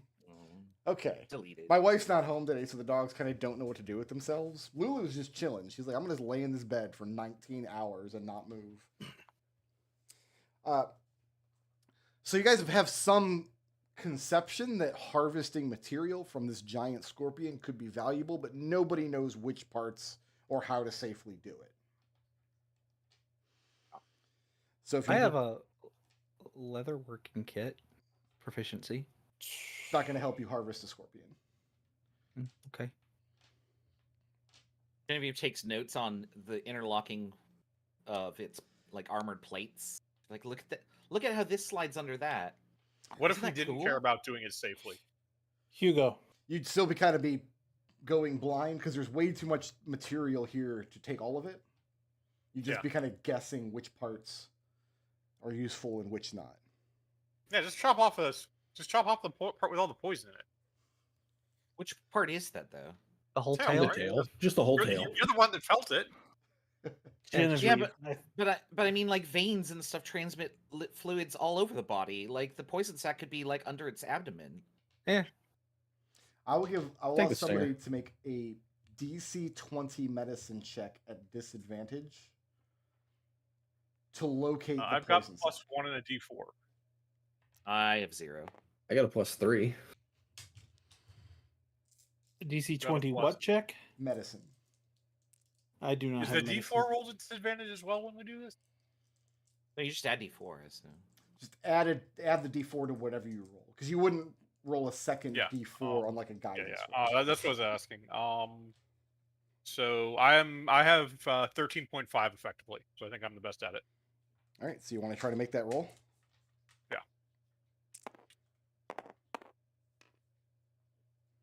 No. What'd you get? 6, 7.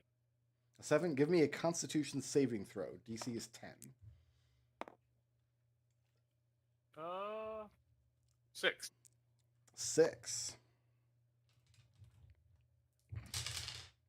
Not only do you not safely remove what you think is the poison sac, you're also going to take 4 points of poison damage because you don't know the proper procedure and you're not doing it safely.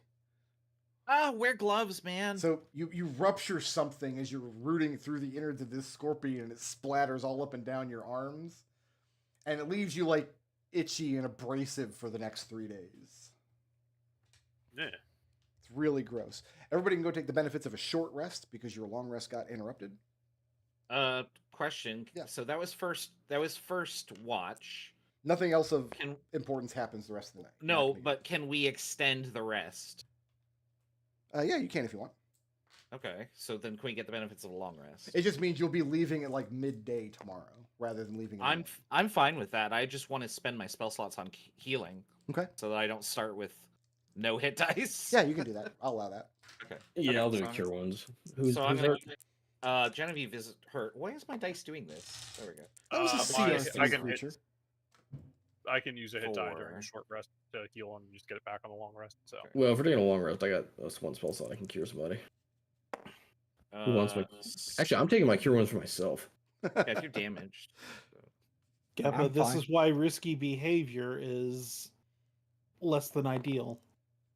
I mean, we'll figure it out next time. Don't worry. Okay. Next I'm scorpion. mostly healed up. I'm missing 1. So that's fine. He's like, if we do anything actually dangerous, Tempest will just drop out of the sky and stop us. No, I genuinely don't want that. And if you want to spend a hit dice, I have Song of Rest for a d6.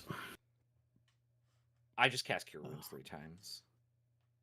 Okay, so take the benefits of the long rest, which means you're leaving at midday from here, which means you're not going to get back to your dorm tonight till probably well after sundown. You'll be gone an Oh, extra shoot, 6 hold or 8 on. hours. No, I do have to spend a hit dice because I only have 2 spell slots. So you said that Song of Rest is a D6. Yeah. Okay.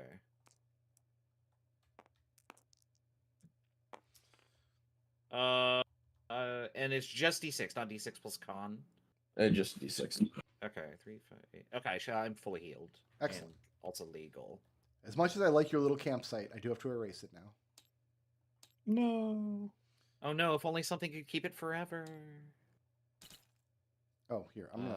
Let's need see. to do here. some- Hit As dice. terrible as you think Tempest is, she was trying to teach us something about adventuring, and yet you have not heeded her actual useful advice. All right, you guys are gonna have I to mean, are you carrying the antitoxin? rotate the map so the initiative tracker is at the bottom, and you'll be oriented properly on this cliff. I just have to adjust for a separate entry point because I had you guys entering from the top, and you're actually entering from the bottom. No, but you have no training in pawing through the innards of giant scorpions. I mean, I passed my test. Didn't do the best on it. You you guys did haven't. just take a test on this, didn't you? You haven't Yeah. covered And- giant scorpions in magical biology yet. What was your lab work like? I was thinking about taking that class. Really interesting. Did they have insects? A few. What about like I lizards? don't know if they and count as stuff? insects anymore once they have more than 8 legs, though. There are arguments about that among scholarly elite.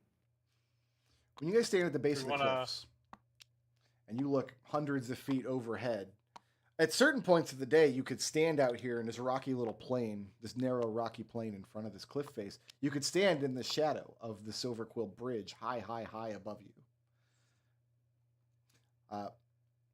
And you can see old survey equipment from teams that would have come through here after the war, after the landscape changed. And some of their old equipment is laying around still, which is why you see like rickety ladders and things. Relatively confident that the X you're looking for would be around here somewhere.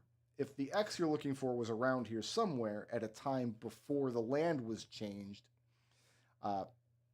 it would now be buried somewhere in these cliffs. And the task now is to locate it.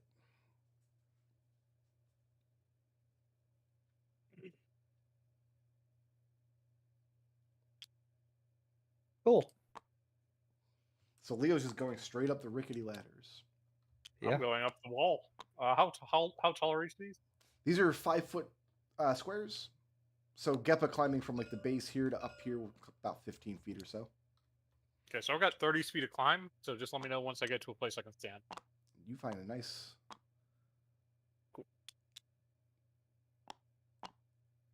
area like this. Hey guys. Genevieve shouts out. What is it, Yeah. Genevieve? So since Tempest is my mentor and she's probably going to ask me about all this, and I kind of want to answer her truthfully, let's be careful. I mean, risk is inherent in anything you do in the world. I concur, but that doesn't mean we have to run off in multiple different directions. Hugo I mean, points, she points at Geppa in Geppa one and then, direction. you know, and then Léopold, and then Alister. Yeah. Like, seriously. I think Alistair points maybe up on the ladder. Says, "There's ladders over here." I'm going to climb up here and I'm going to say, let's just stop for a second. I think maybe we should appoint a leader.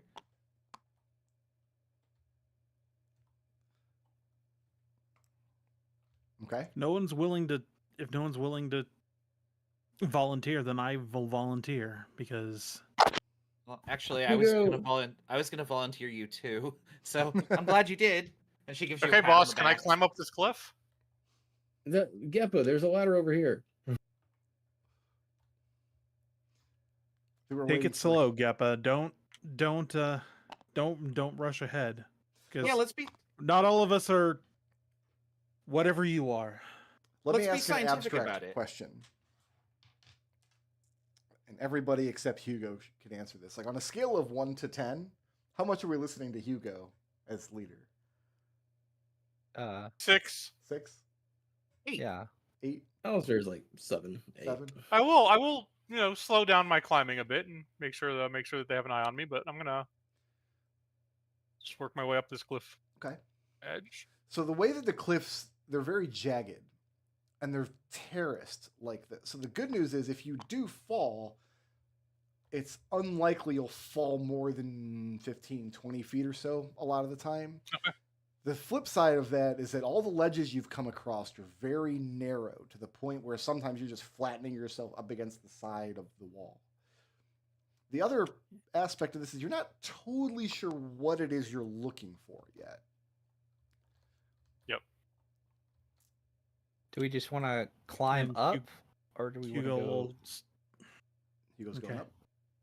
Yeah, Hugo's gonna go up. Sorry, what's this right here? Is this a wall or is just a second This is just mat? part that's- of the...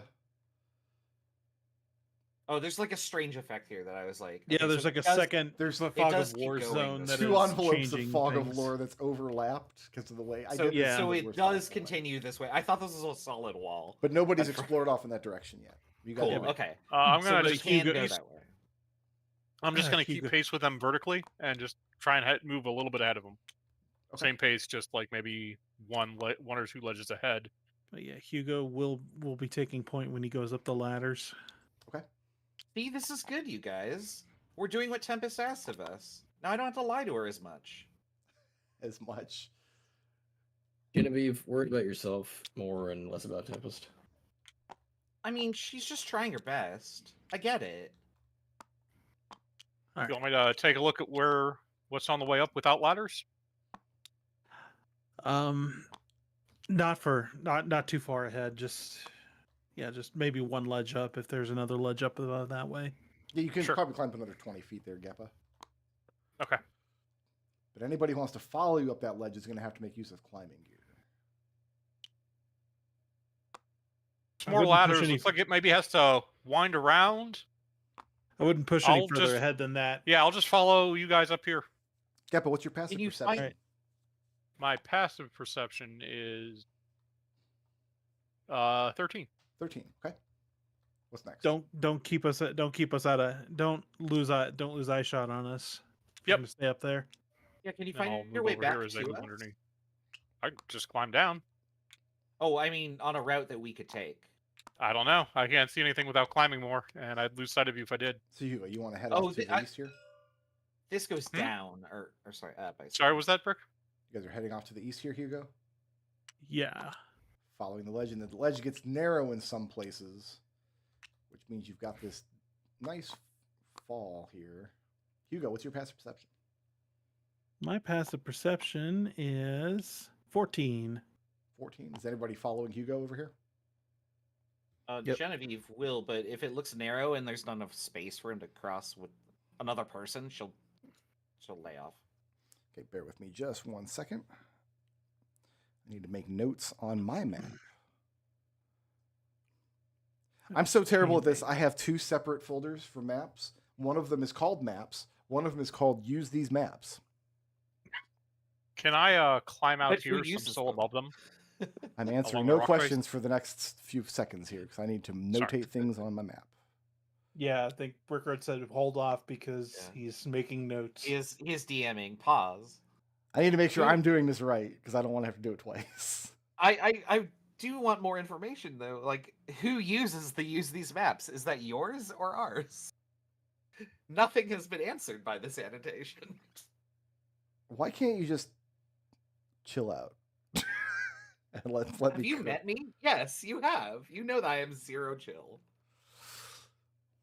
And I need this one. Okay. All right. Passive perceptions for Hugo is what, 14? 14, yes. What about the people's behind Hugo? 10. 13. 12. Can I climb out across these rocks to stay above them without ascending anymore?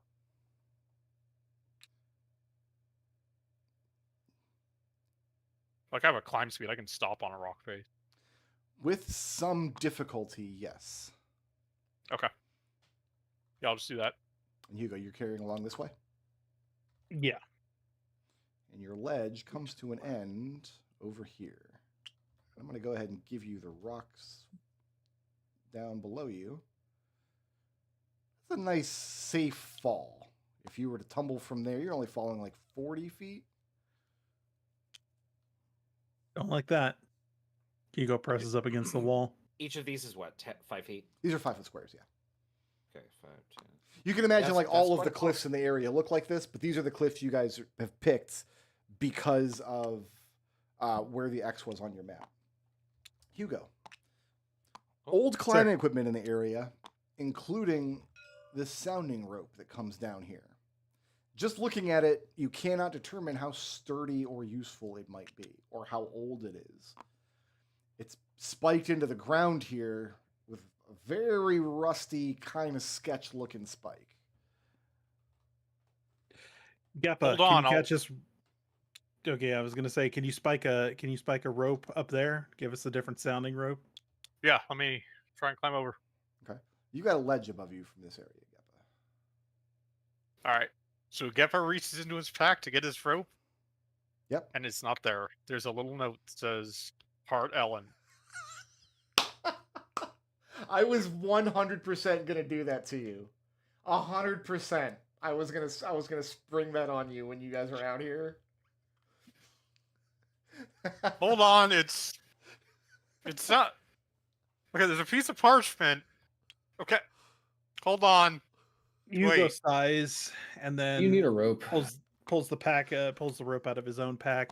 Geppa, get ready to catch it. You just mage hand it up, yeah. Yeah, I can just mage hand it up. Okay. Yeah. Yeah. No, I'll mage hand the rope up to Okay. Geppa. Yeah, let Alister do And that. then I will. Is there a sturdy pit in here, or a boulder to tie it off to? What are my options? Same thing. It's spiked into the rocks up here, but it's an old rusty spike. It might be kind of sketch. Can you send Alister Pitten and Hammer up too? Yep. Alister, here you go. Yep. Did we check out the climbing gear? Like, do we have those 3 sets? Yes, we have 4 sets. Even though we didn't go along this path or the intended path. Yeah, I definitely got the note and the climbing gear. Okay. So yeah, I will take a new Pitten, spike it. So you Take guys the aren't rope, going to tie it, trust and this throw it off. rope. You're going to put your own rope here. I'll let you be in charge of drawing where your ropes are, if you want to keep track of that. Why don't we just overlay it on this rope where we can say? Yeah. Okay. Well, our rope is slightly longer. So anybody can safely climb up this wall now. You've got a nice, taut Yeah. climbing rope there. How long is the rope? Probably 60 50. feet? Yeah, Hugo's got a 50 feet. Would it extend down far enough to get down here? I mean, You want to take it down? Not the whole way. There's another mean, ledge. if we From need where to make- Leo's standing, there's another ledge maybe 15 feet down. I mean, the just might be interesting, but also like a quick egress might. I mean, I have Featherfall. Ideas are flowing through my head. Yeah, you could pin the rope here, and then if you have enough rope, you can extend it downward further. That's fine. Yeah, because we still have like another 25 feet of rope. That'll probably get you down to the next ledge below where Leo is. Can we see that? Something like that. yeah, I'll pin it here. Okay. And then I draw know it. I had my rope on me. Who would have taken it? I don't get it. Did all you right, make we someone won't- angry? We're not going to cast aspersions or blame now. We're just going to carry on. There's no reason to. Don't worry Hugo's about it, on it. Geppa. We'll just carry on as it is. So you So if we place go the the rope other here, but way- you're not following it right now. You're gonna continue going up. Yeah, if we had Yeah, to the oth- get out of here really quickly, I mean, it's nice. to have There's a position. There's another passage we can go down and then up further off to the east, or we can just climb up right here. So we climb up right here. Right beside you, man. Okay. Were we told about Ellen? I mean, I don't think it's a secret, but I also don't know that this is the first time it's happened, so we won't know until we get back and there's a little rope with the note. Hugo, Sir. you've got a rickety ladder here that continues up. Yep. So far, these ladders have held your guys' weight. You've got another rope pinned here, but also off to the side.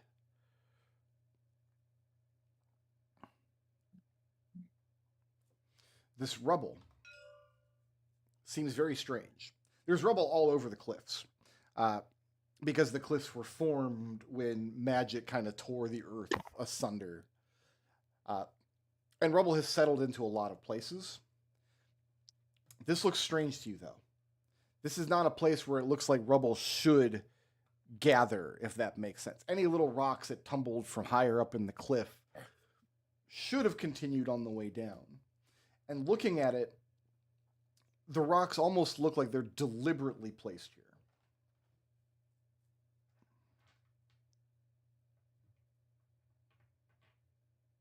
Yeah, it's like that screams to me that someone had deliberately put rocks here, and who knows how long ago that was. What's next? I think what we do is first I'm gonna investigate over here. More crummy old rope. Yes, this rope goes all the way down, probably like 40 feet or so, to a ledge beneath you. All right. I don't think it's worth doing that for now. Unless anyone else disagrees. Let's focus on the task at hand. Yeah. So what are you doing with the rocks?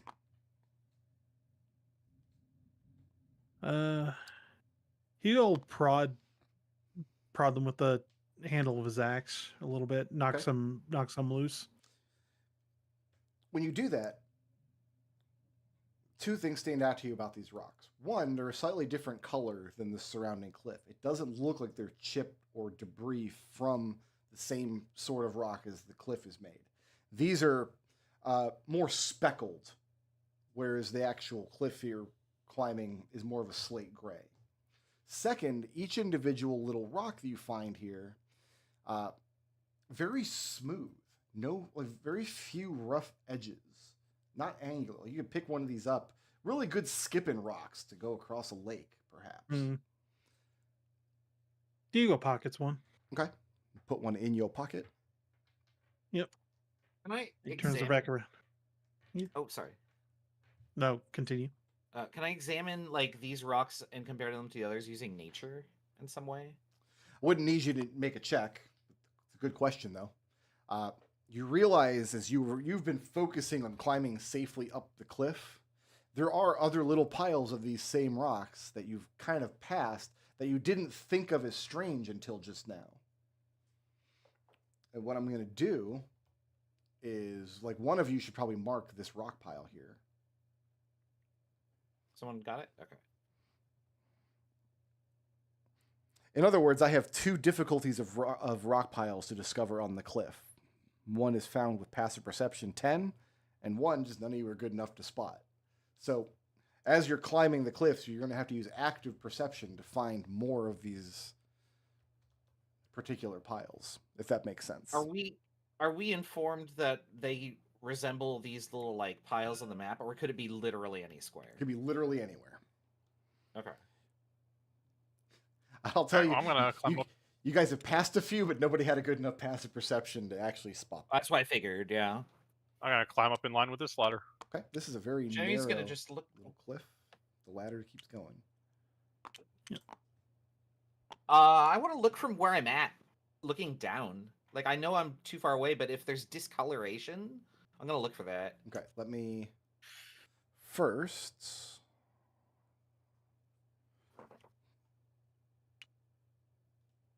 You guys get this nice wide cliff here. It looks like it might be like one of the main surveys or one of the main thoroughfares of the survey areas. And Genevieve, you haven't climbed up yet. You're standing above. So Leo's at the top of the rope, and you're standing on the ledge above Leo, and you want to look down from there? Yeah, so Genevieve's gonna look. I might move her a little closer to this to look at these rocks and like examine them, and she's gonna try and match something. Give down me a here. perception check. And you're looking. Oh my But it would be difficult to look up. It's much easier Yeah, to look down. she can only look down. 12. 12? 12. Looking from your position, it would be difficult to know for sure. When you're close to the rocks like you just were here, you can see where they're speckled and smooth. But when you're standing a distance away from them, like peering down, like with the like trying to keep the sun out of your eyes, hard to say for sure. Yeah. Worth a shot. Giant scorpions would have no problem traversing this terrain. Oh no, absolutely not. Okay, I've been Huge. muted apparently. Oh, Treble, were you saying stuff? Yeah, I was gonna ask, just like, Genevieve, like, to describe what she's looking for, so he could help.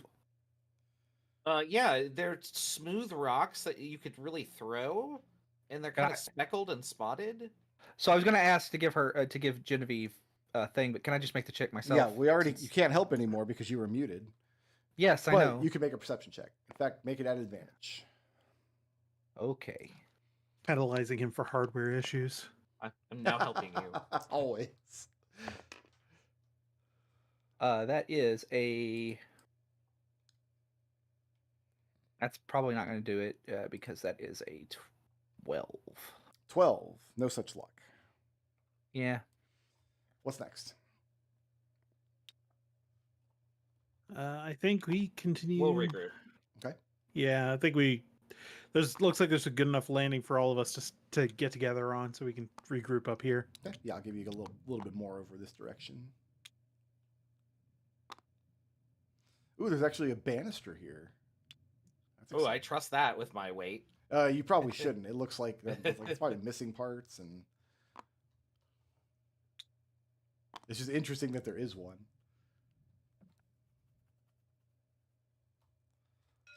I guess now Leo knows that we're going to like the rubble piles. He's going to look at the various rubble piles on this level. Yeah, that I he got sees. this one. Okay. Give me a perception check. You can make an add advantage if you're assuming that the group is helping you. Yeah. I'll help them. Yeah, we're helping. Oh, yeah. Oh, we're not helping you guys. That Actively is been from work. a 5. 5. No such luck. Geppa leans down, picks up one of the stones, and tosses it as far as he can off the edge. And it goes flying. I mean, it's gonna go all the way down. Genevieve's just gonna kneel down and kind of look at this and compare it to one of the pebbles she got over there, and she'll take a sample of both. You dig through them for a moment, and it looks like this might just be broken debris from a rock slide. Brick. Yeah. When Alister looks over the edge, can he see what's in this fog ore section at the bottom? That's pretty far away, but you can see that there are ledges there, but details will be hard to make out from this distance. Are the speckled pebbles magical? No, they're not radiating magic of any kind. Are they harder to like crush? What are you gonna do? Like lay one out and hit it with a hammer and try to break it? Yeah, she has a smith's hammer and like a light hammer. She kind of wants to like test like, is there a difference in hardness? Do you have Give me a Mohs scale of these pebbles. Do you have a chisel, or are you just going with the hammer? There's a chisel in that. In the Or- smith's tools? Yeah. Yeah, I would have all of those things. Okay, Can she crack it open? Is it a geode? it's not a geode, but it doesn't break like you would expect. It doesn't like chip or fragment. What happens is when you put the chisel in place, tap it with the hammer, the whole thing splits very evenly.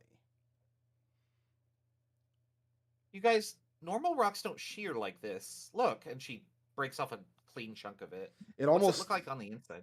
it has the same kind of mottled appearance throughout, but the way that it split on you makes you feel like the stone has a grain to it. That's strange. It's extremely strange. Mountains would not form that way.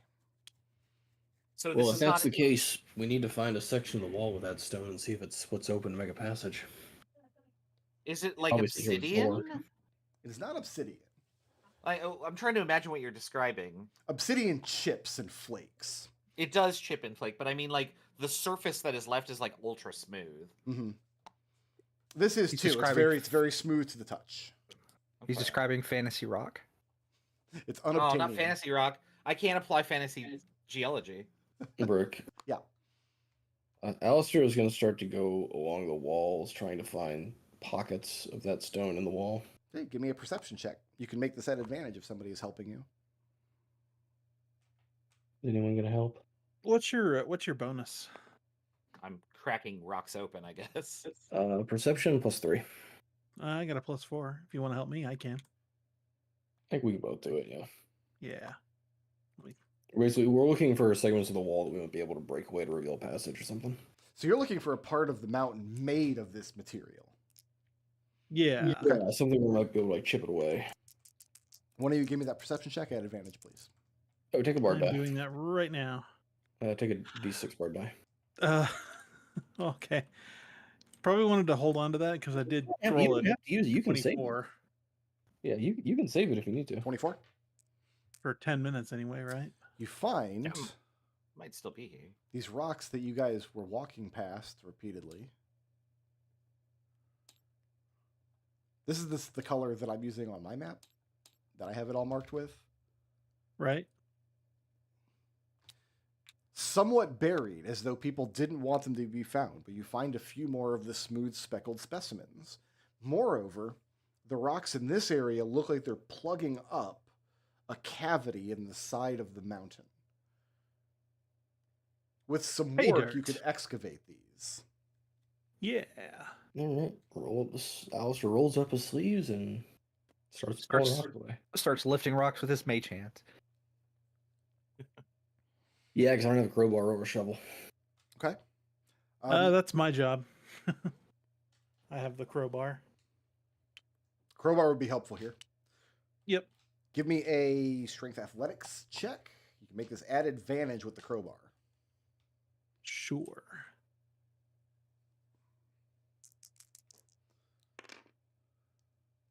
Uh, 25. 25.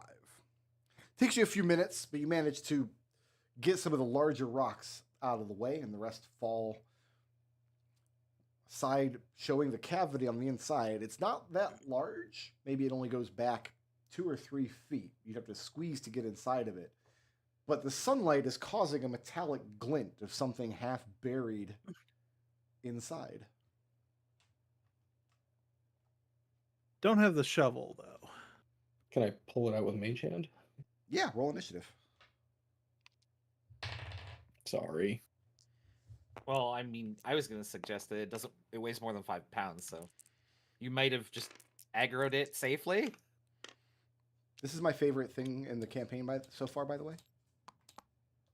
Oh god, we're all gonna die. Why do you all stop saying that, Chris? You're being a negative Norman. Is Alister always like this? Negative Norman. We're gonna die! I just know Brick's fondness of Tome of Fiends. Oh, this didn't come out of the Tome of Fiends. This came out of my own diseased mind. Tome of Beasts. By Tome the of way, Beasts, Tome of Theme, nothing. I dreamed this one up. This is my fault. Okay. We'll be fine then. Everybody's surprised. Who's at the top of my order? Leo followed by Alister. So Leo's surprised, then Alister's surprised. Alright, then Geppa, then Genevieve, then your white guy, then Hugo. All right. Alister, you're standing back. You're going to cast your mage hand in to pick up this shiny object. It's giving off a metallic glint. You're just gonna, it's very tiny. And you're thinking, I'll just pick this up, pull it out. Not have to actually dig around it or anything. You can't grab it with mage hand. You just can't. Takes you a split second to realize why. Mage hand can be used to pick up objects. This is a creature, and as soon as you try to grasp it with mage hand and fail, the creature kind of scuttles its way up, and it looks to your eyes exactly like a silver dinner fork. And it immediately scuttles along the ground and is going to try to stab the hell out of Hugo, who just happens to be standing there. Hugo, how you doing? I have a 15 pretty good. to hit you. You don't hit. I don't hit. So this dinner fork clambers up off the ground, scurries its way over, and just starts stabbing at your boot over and over again, ineffectively. Like- It's horrible. is it running on the tines? Like the tines are like moving like little feet. Don't know. You have no idea. No, it's not running on the tines. It's stabbing with the tines. And it, more than scuttle, it like kind of slithered. Slithered's the wrong word because it's metal. It's not actually bending. I'll put it this way. You've never seen a dinner fork move like this, and you're not like to again. I don't think I've ever seen a dinner fork move at all. Yeah. Yeah. No. So that you're was right. dinner fork's turn. Who's next? Hugo, you may. The Hugo's Take the dinner fork. surprised. Yep. Then it's Leo. Punch Right. it. Then we're back to the top Yeah. of Leo. All right. Leo's gonna scream and punch it. Punch the dinner fork. What does it sound like when Leo screams? I don't know. Is it like a uncharacteristic girly scream? No, No, it's I don't think so. It's like a manly surprise. I wouldn't call it manly, but not like cartoonishly. Hey man, punch my fork. Yeah, I punched it. That's a 23 to hit. That'll hit. Please enjoy 7 bludgeoning damage. And it is bloodied. Bonus action. Martial arts. Yep. That is a 24 to hit Also hits. for 7 more points of bludgeoning damage. And that's enough. As you bring down the heel kick on this dinner fork. Splits it in Like the half. tines. And it stops poking at Hugo's foot. And now there's 2 halves of a dinner fork laying there. It's strange because a kick of that force against an actual dinner fork, you would expect it to bend, right? This didn't. It split in half down the center. Did it shear in the same way that the rock did that Genevieve? You can't broke tell open? from way back there. Oh well, there. Yeah, when Are we Genevieve, still on? Are we off initiative? we're coming off initiative. Oh, It was sorry. just the one fork. It was a CR nothing. Didn't even think that it was not possibly out of. Yeah, I thought we were off of initiative. Sorry. No, Genevieve. I would like to investigate and compare it with the rock. Stooping down, Hugo. picking up one of the little pieces of fork. There's like the handle of the fork and the tines. Looks like metal. Feels like metal. Smooth like metal. But when you look at the break point, the part where Leo broke it with his heel, inside of it has the same mottled stone texture as the rocks you've been picking up. I reach down and take the other piece and taste it. Does it taste like metal? Tastes like metal. Even the model part? That tastes like rock. It's just Is a it- plating. It's like somebody took Real it's metal. made a fork but it's out just of the plating. material and plated it with silver. What is this material? She says. And as you're asking the question, standing there for a few minutes, looking in the sunlight, the reflective property of the metal begins to fade. And before I long, hand the other hand for the fork to Genevieve. Wait. the detailing in the silver filigree starts to smooth out. The tines start to press together until you're left with 2 thin lumps of mottled stone. Is it a good skipping rock, or at least 2 halves of a good skipping rock? Can Yeah. you mend that back together? I can try, but like, what so what time of day is it currently? Like, what just happened above? Probably late afternoon. Oh, so it's not like the sun was directly overhead or something like that. No, you guys left your camp at midday to finish the journey. You guys slept in to get Okay. your long rest. What triggered this transformation backward? Probably Or- dying. Reverse it, like, was a fork and then reverted to a rock. I'm gonna guess that breaking it in half. Yeah, but I mean, we had like a minute to do this. Like, it didn't happen instantly. All right, I'm gonna check out up here. Trying to draw a conclusion here. Geppa is going to climb on up. Let me. Geppa, climbing up from here, you got a couple options. One, you've got a ledge kind of up off to your right. If you ignore that ledge and climb up further, you would be approaching a wooden bridge far overhead. Mm-hmm. So you have your choice. Is that the actual tram bridge or? No, this is a rickety. Yeah, I'm gonna climb towards that bridge then. Okay, so you do have like a little bit of a ledge off to the side here. You're going to climb up Okay. past that. Yep. And you can climb up to this bridge. Yep, but slow down. I'm good. Question. Nobody can see Geppa once he gets to the top of that ledge. What's Alister's question? So Alistair's looking over to this side. Is it just a ledge that goes anywhere?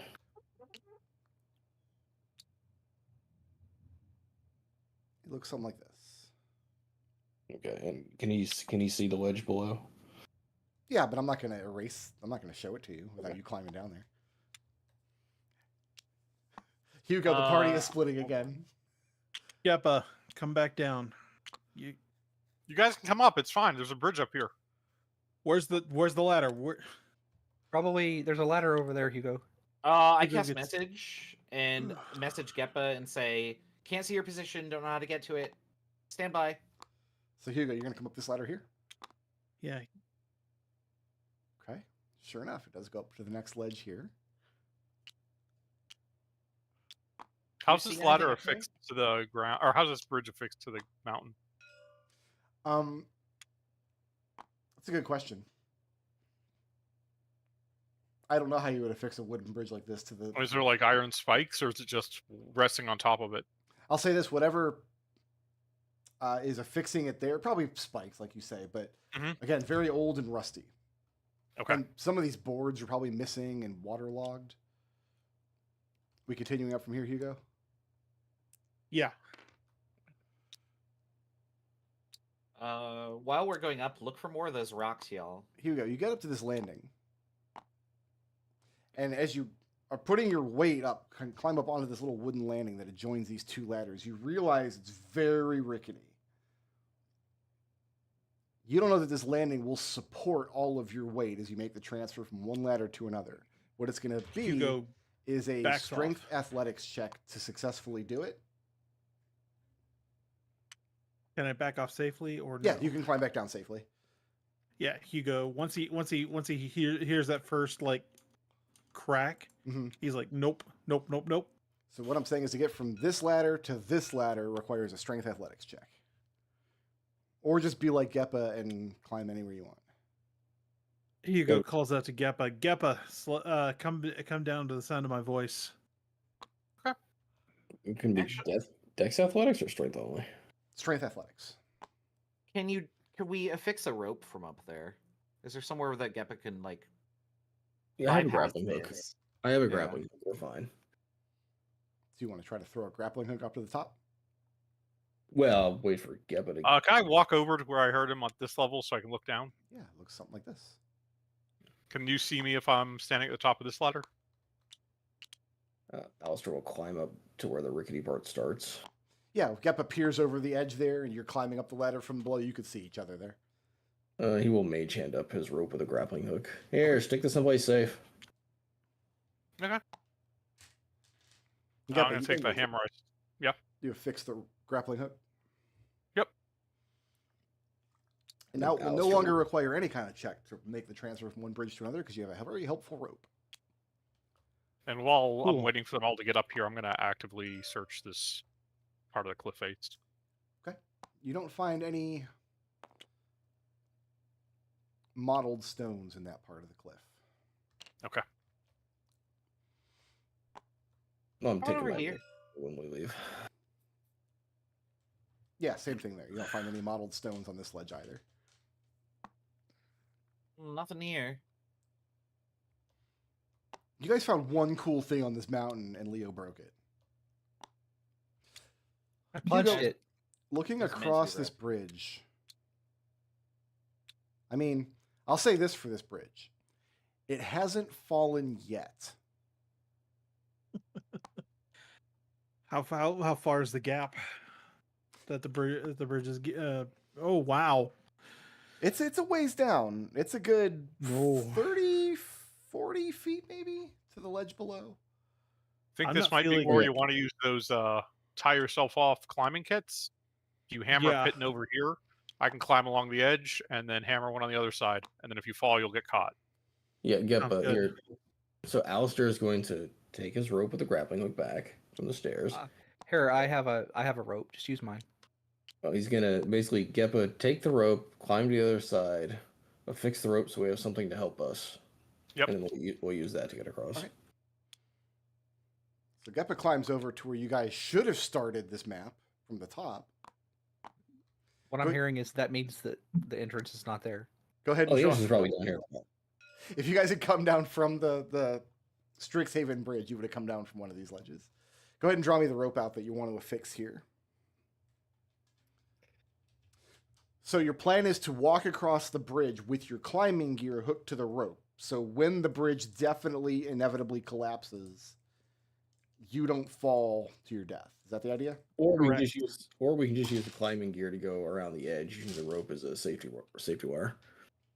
If you do that, you can't climb more than 25 feet at a time. You need someone to affix a new anchor point every 25 feet. This way you have like a Okay. mobile anchor point that slides along this rope. I thought that was the idea. Yeah, we can do that too. So we'll attach the rope. Make sure the rope is attached to the ground on both sides. Who wants to go across the bridge that's definitely 100% about to break under your weight? Let me. Okay, go for it. Wait, hold on. And Genevieve is going to get into a position where she can cast Featherfall on you if something fails. I'm attached to this rope. I should be fine. Leo, the bridge definitely 100% breaks right there. Okay. And you fall down. Well, you're dangling a good, I don't know, 15, 20 feet above the ground here. And what's interesting about this ledge is there are dead bodies down here. Human skeletons laying out, sun-bleached, picked over by birds. So you're just dangling above them. Huh. 10, 20. Can I swing myself to the wall and grab We've got hold about of it? 10 feet of slack if that's a 50-foot rope. Think of it as a zipline. Just grab the rope and hand over hand to the other side. Yeah, you could do that. Well, I thought I would be dangling. You are- 'Cause you're- the lead is 25 feet long on the Correct. climbing You're kit, right? dangling from the rope that is attached to a sliding. It's kind of sliding across this baseline. Oh, you weren't. If it's holding- 25 feet, you're going to hit the ground, aren't you? It says about 40 feet down, so I'm about 15 feet above the. Leo did not think- hit the ground or take any fall damage. That is the most important thing. Let's not get bogged down in how exactly many feet there are. There are as many feet as there need to be for Leo to be Well- dangling without having taken Yeah. damage. Okay. All right, let me Alistair makes fun of you for not holding the rope while you were crossing. let me climb over here and down. I was gonna Can like. can I grab Leo from here? From Well, the let Leo cliff do what face? he I'll put wants my to do shield- because Leo's been trying to say something Okay. for like 10 minutes now. Yeah. You said that. Well, hold on. Fall damage starts at what? More than what? You didn't take any 10 fall feet? damage. I get that. Yeah. How far from the ground am I? If I slip my harness and jump, how far I'd let am you I? land safely with an acrobatics check. Okay, I'll do that. Okay, give me a dex acrobatics check. Yeah, this is like his wheelhouse, guys. Let the man cook. Well, I rolled badly. Okay. But I I wouldn't cook that have, hard. I have a 7 plus 7, so that is an 11. So it's not. It is above a 10. You land and roll your ankle. 4 Ow, points ow. of bludgeoning damage from the fall. I'm You not just, gonna Featherfall you can just that. pretend like you didn't land badly, like if you're trying to show. Yes, I just same exact thing as when Geppa hit me. I just pretend. So like, I guess I'll. You know that scene in Breath of Fire 3 when Ray jumps across the thing and like he's like, I'm just gonna pretend like I did that on purpose. yeah. I'm gonna climb over here, I guess, and untie off this rope so we can use it to swing down. Okay. So the two of you are safely down on this ledge with 2 skeletonized human remains. There's dead bodies down here. I yell up, and then I'm gonna start looking That's distressing. at the dead bodies. Do we The bridge see is any of clearly those a trap. rocks? You don't see any modeled rocks down here, but if you guys would like to come down, let's put it this way. How about let's get an investigation check, checking the area around the bodies. Yeah, Genevieve could do that. So one of you pick, and you can make the check at advantage if somebody's helping. I have like a +5. Okay. Go ahead and make that I check could at help. advantage. I could get down if I can get down there. I can help. You can climb down there. There's rope. Yeah, Easy enough. Yeah, Alistair's staying up here. Okay. yeah, I'll help. Yeah, keep a lookout. So I got Alistair's going to 12. fight the next giant scorpion alone. A 12 on investigation. Yeah. That's too bad. You find old scraps of cloth here and there around the area that at one point might have been part of the garments that these 2 poor devils were wearing. Unidentifiable. I mean, it's been open to the elements forever, and it's just a scrap. Notably, you don't find any like old broken tools or anything of that nature. Genevieve kind of wonders out loud. I wonder if they were even less prepared than we are. Or somebody just dumped their bodies down here. Any is there any tools or anything that might indicate what they were here to do? Like any discarded tools? Give Or... me a history check, Mr. Hugo. Ooh, I like that. Okay. I'm gonna start. You're gonna be Mr. Hugo from now on, I think. Mr. He is- Hugo? he I is like the it. party leader.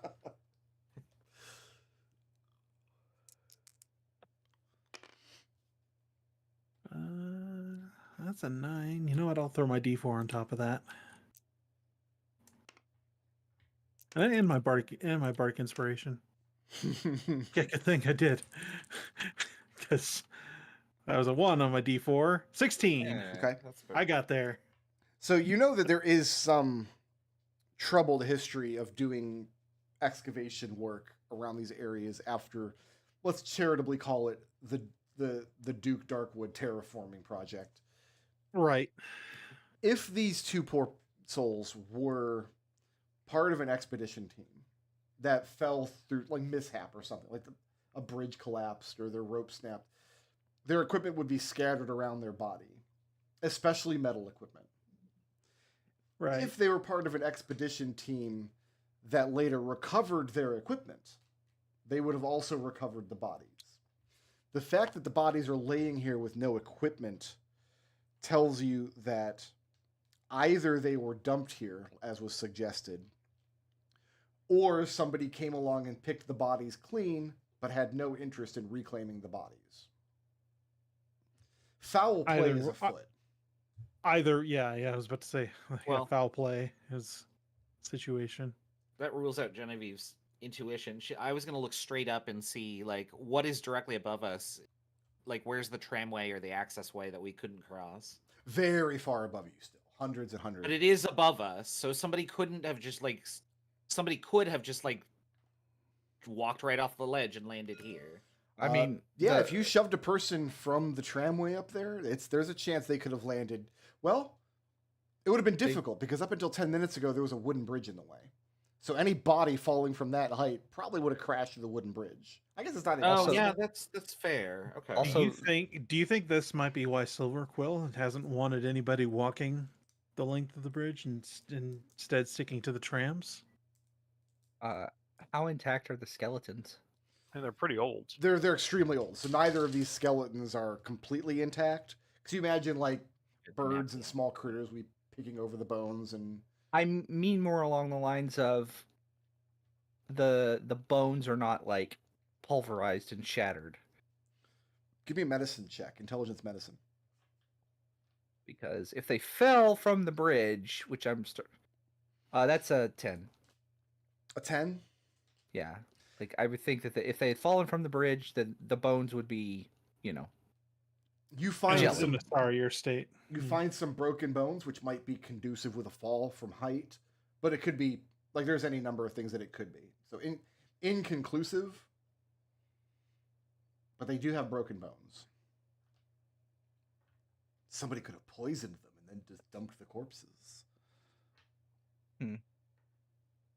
I mean, we could take the corpses back with us and maybe take them to Witherbloom and have them, I don't know, talk to the corpses and identify them.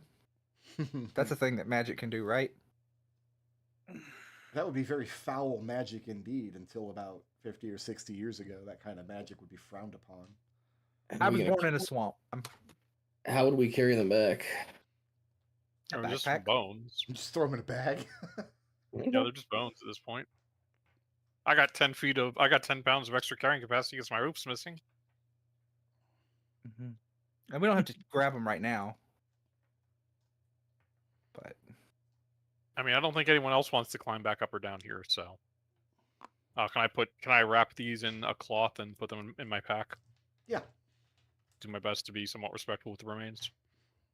I mean, that ship is sailed. As soon as you put them into a bag, they're going to be all jumbled up. So it might behoove you to try to keep the two bodies separate. Would be the Yeah, most yeah. respectful I thing can to wrap do. them in separate cloths. Okay. okay.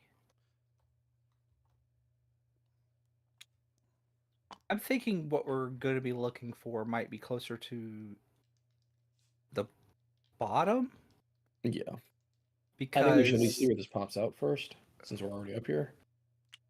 Yeah, let me go take a look. Are you climbing up to where the bridge was up I here? can climb up to here and then get a good look on this platform and below. And this is kind of the entrance. If you had climbed down from the Silver Quill Bridge, the path you would have taken would have brought you to this top spot Okay. here. And then I'm going to try climbing down to where I see this. I saw this ladder on the way up. Let me look at my map real quick. Genevieve, Leopold's like, What was that? Sorry, I just sat down. like he rolled his ankle earlier, so he's like, but and then he sees you looking at him, and he's like, and then he just kind of Plays it evens off. his, yeah, he just plays it off and like starts walking normally. Genevieve just mutters under her breath, "You idiot." And nobody can see Geppa from his current position. He climbed up to the top, then climbed back down again. I'm going to search this area for any of the modded rocks. Give me a Dude. perception check. I think the rest of us should go back down here. Yeah, I think we should probably. Rolled over to the Yeah. 7. That's a 9? No, 9. 10. Can you use your Genevieve? Can you use your telepathic communication with him to tell him to regroup where Leopold fought that thing? Yeah, she'll cast message, and I guess we'll go the actual direction. Geppa, you don't find any she'll modeled cast- stone on that ledge. We're right below you. Oh, I think I see you. Yeah, I didn't see Ah, there anything. you are. That ledge seemed clear.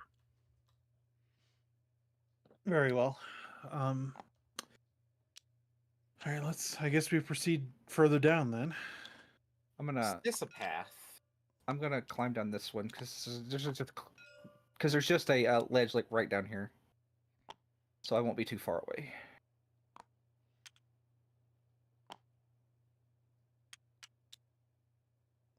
Okay. Oh, sorry. Am I crazy? Is there like a rule for moving half speed that gives you advantage on investigation checks or Probably not perception checks or whatever? investigation, Maybe perception, but I assume that people when moving through unknown territory are being as careful as they can. So Right. their passive perception is what is your passive perception? I'll ask that. It's 13. No, wait, 12. This might be the first campaign I've played in years where I didn't have somebody level 1 with like an 18 passive perception. It's actually very difficult to get your passive perception that high. Yeah, If we're you level have- 2. If you Yeah, I have know it's advantage difficult, which is why it's always somehow. surprising every time I start a campaign. You're like, oh yeah, I got 18. Yeah, it's like usually that ends up being your primary statted like druids and monks and whatnot. Yeah, Sure. what was Nazir's passive perception? Nazir's was 20, frickin' 25 or something dumb. It was Like, something how? absurd. But you How can do always do that? make active perception checks. You can always Do actively we get want active to pair perception. up and start searching the cliff faces systemically? Yeah. Systematically. let's- But yeah. Let's check over here, this spot. Okay. Like Alright, you guys should do that. In that direction. Move your markers to where you would like to search and who you would like to search with. Let me go with. I'll go with Geppa because I'm probably the only one that could reasonably keep up with him. You want to go check the Oh, dark spot? Geppa tells you into your mind. Oh, I figured since there was an odd number of us, I wouldn't have to do it. But okay. I don't want to work anymore. Hugo, do you want to come Genevieve, check come the with us. unexplored? Oh, Like we're gonna Scooby Doo was- split up the party. did we No, search we're this not. area? Nobody's searched this ledge that you're standing on yet, Jen. Genevieve would like to do that. Give me that Here, I'll- perception. There we check. go. Thank you. Yeah. Which means that in this situation, Geppa is Scooby Doo. That's where I was going with that. I can't really do a Scooby Doo voice. Which would make Leopold Shaggy. You did try. Like legitimately. Daphne, Fred, Scooby, Shaggy, Velma. Velma, of course. All right, I see it. Yeah. You know what? I sign off on that. I guess it means I need a stylish ascot then. So Hugo's just wearing full armor, giant bad lash, stylish ass. And an ascot. Yeah. How'd you do Yep. on that roll, Jen? Oh, I didn't roll. I'm sorry. Roll. What am I rolling? Perception. But Perception. Okay. Roll at advantage because Leo is helping. Oh. He's helping. It is 11. raining like crazy right now. It's so loud. I hope you can't hear it. Is there a way for me to do investigation instead of perception? Like, is there an action I can take? It'd be perception. Okay, yeah, 11. 11. Yeah. You don't spot anything out of the ordinary here. By out of the ordinary, I'm assuming what you're on the lookout for are mottled rock or glints of metal that should not be here, or perhaps That's what we're more calling it, bodies. mottled rock. Yeah. Okay. So now you guys have kind of surveyed the area. I'm going to assume you can safely move pretty much anywhere we've cleared off. So you said you want to pair off and search specific areas next? So Hugo we and Alister fill are sticking out- together? Yeah. Leo and Jen Can are we sticking fill- together? Nobody's checked Yeah, over I'll there stick yet. with No. them. Can That's we where we're start- trying to go. Oh, you're going there. Okay. Yeah, can we fill out the mystery spots? 'Cause So before we Alister just do all that. and Hugo are climbing down this, and you're going to come up and check this, and that gets you this spot I was here. out dragging Hugo, going over this way. remember, don't touch anything if you find glinting objects. I guess, That includes Mage Hand. Yeah. I was just gonna search this pile. Give me Uh, a perception check. Hugo, do you want to do the search instead? Yeah.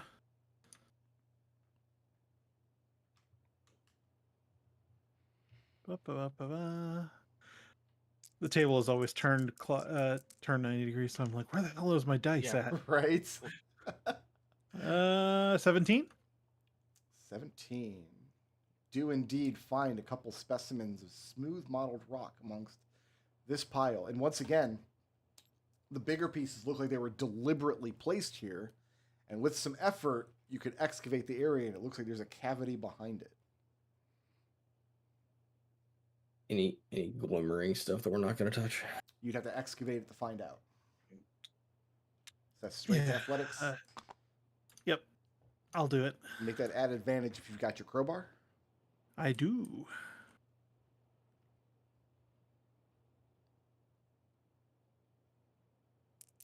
Try not to bounding box all of the dice, just a couple. Depends on how much you want to succeed. I don't succeed. That's 23. 23. You pull some of the bigger stones out of the way, kick them to the side, and once again, inside this cavity, which only goes back maybe a foot and a half or so into the stone wall, two objects glinting metal that looks like curved fingers poking up and out of the dust on the ground. Hugo lets out a whistle and then waves for the others to come over here. You hear Genevieve cast message. Did you find something? Think so. Signal. That's what whistle is. So the rest of you gather around. And Hugo attempts to pull it up and out. Okay, Why roll don't you just initiative. poke it with your axe first? I need to put this on Oh, boo. 12. Just keep sinking further and further down the initiative tracker. Yeah, me too. All right.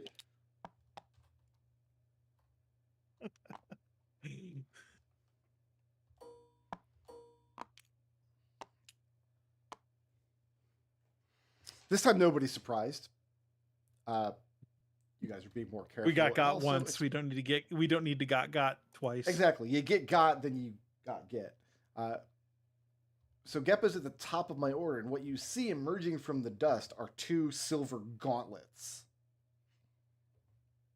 without hands in them, and yet they are moving. All right. So I cast Shillelagh. Yep. I move to here, and then I cast Green Flame Blade and swing at this one, All right. causing fire to ripple along my staff. That hits an armor class of 9. That's 2 cantrips. Wow. 9 does not hit. All right, that's my turn. Who's next? Leo, Roundhouse boy. 10, 15, 20, 25. Okay, so I move here and I'll punch this. Yep. All right. So that is a 14 to hit. 14 does hit. All right, please enjoy 9 bludgeoning damage. Okay. And then bonus action martial arts. Gives it a quick snap kick that misses because just a little too high. So that would be a 10 to hit. A 10 does not hit. So yeah, a little too high. I didn't figure a 10 would hit. I have a question. If you punch a gauntlet, is it the same as bumping fists? Gauntlet, your turn. You say that out loud, and now like Léopold's whole world has. I said earlier that I like questions, and I think I don't anymore.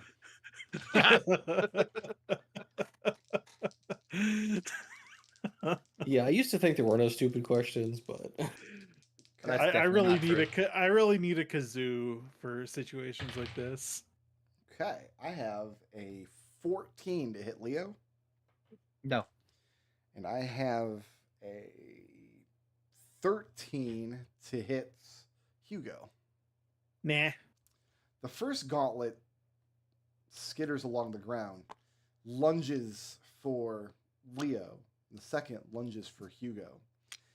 They leap off of the ground, propelling themselves with some sort of unknown musculature towards your necks.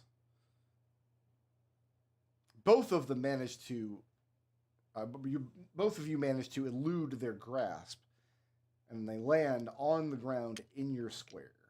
So moving from those squares is an attack of opportunity situation. Both of them missed. Who's next? Alister.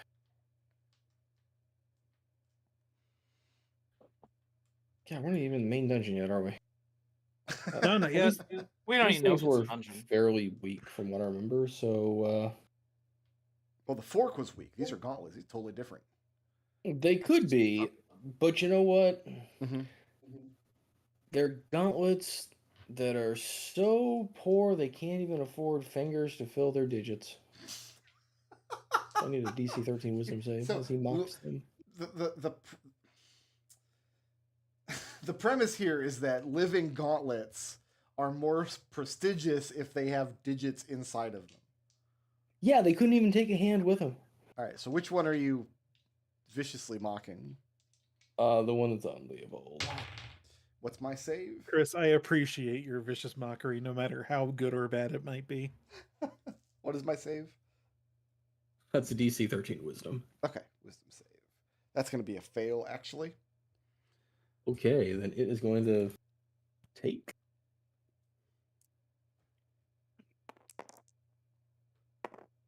Some big 4 boy points damage. of psychic damage. I don't and know what has it disadvantage. looks like when a living gauntlet is bloodied, but I'm sure it's unsettling. And it's got disadvantage. It does. All right. It's Alice, are you staying put it at the top of that ladder? Yeah. All right. Yeah. Who's next? Leo's like, oh, it's leaking. Genevieve is How next. does it even do that? Genevieve's gonna step up and try and shocking grasp it. Okay. I hear it's made of metal. It looks like it is. Well, I mean, is it? Do I get advantage or not? This is an interesting observation because it is not made of metal. It only looks like it has the properties of metal. Boo. Okay, so not advantage. This is Brickroad Yeah. taking delight in the denying player the needs- advantage. The player needs to know how many dice to roll. You got free This information. is true. You progressed. I suspected that was the case. Yeah. It really isn't free when he had to spend action economy to do it. Well, no, I'm not spending any actions. I'm going to cast it anyway. I have a 14 to hit. 14 does hit.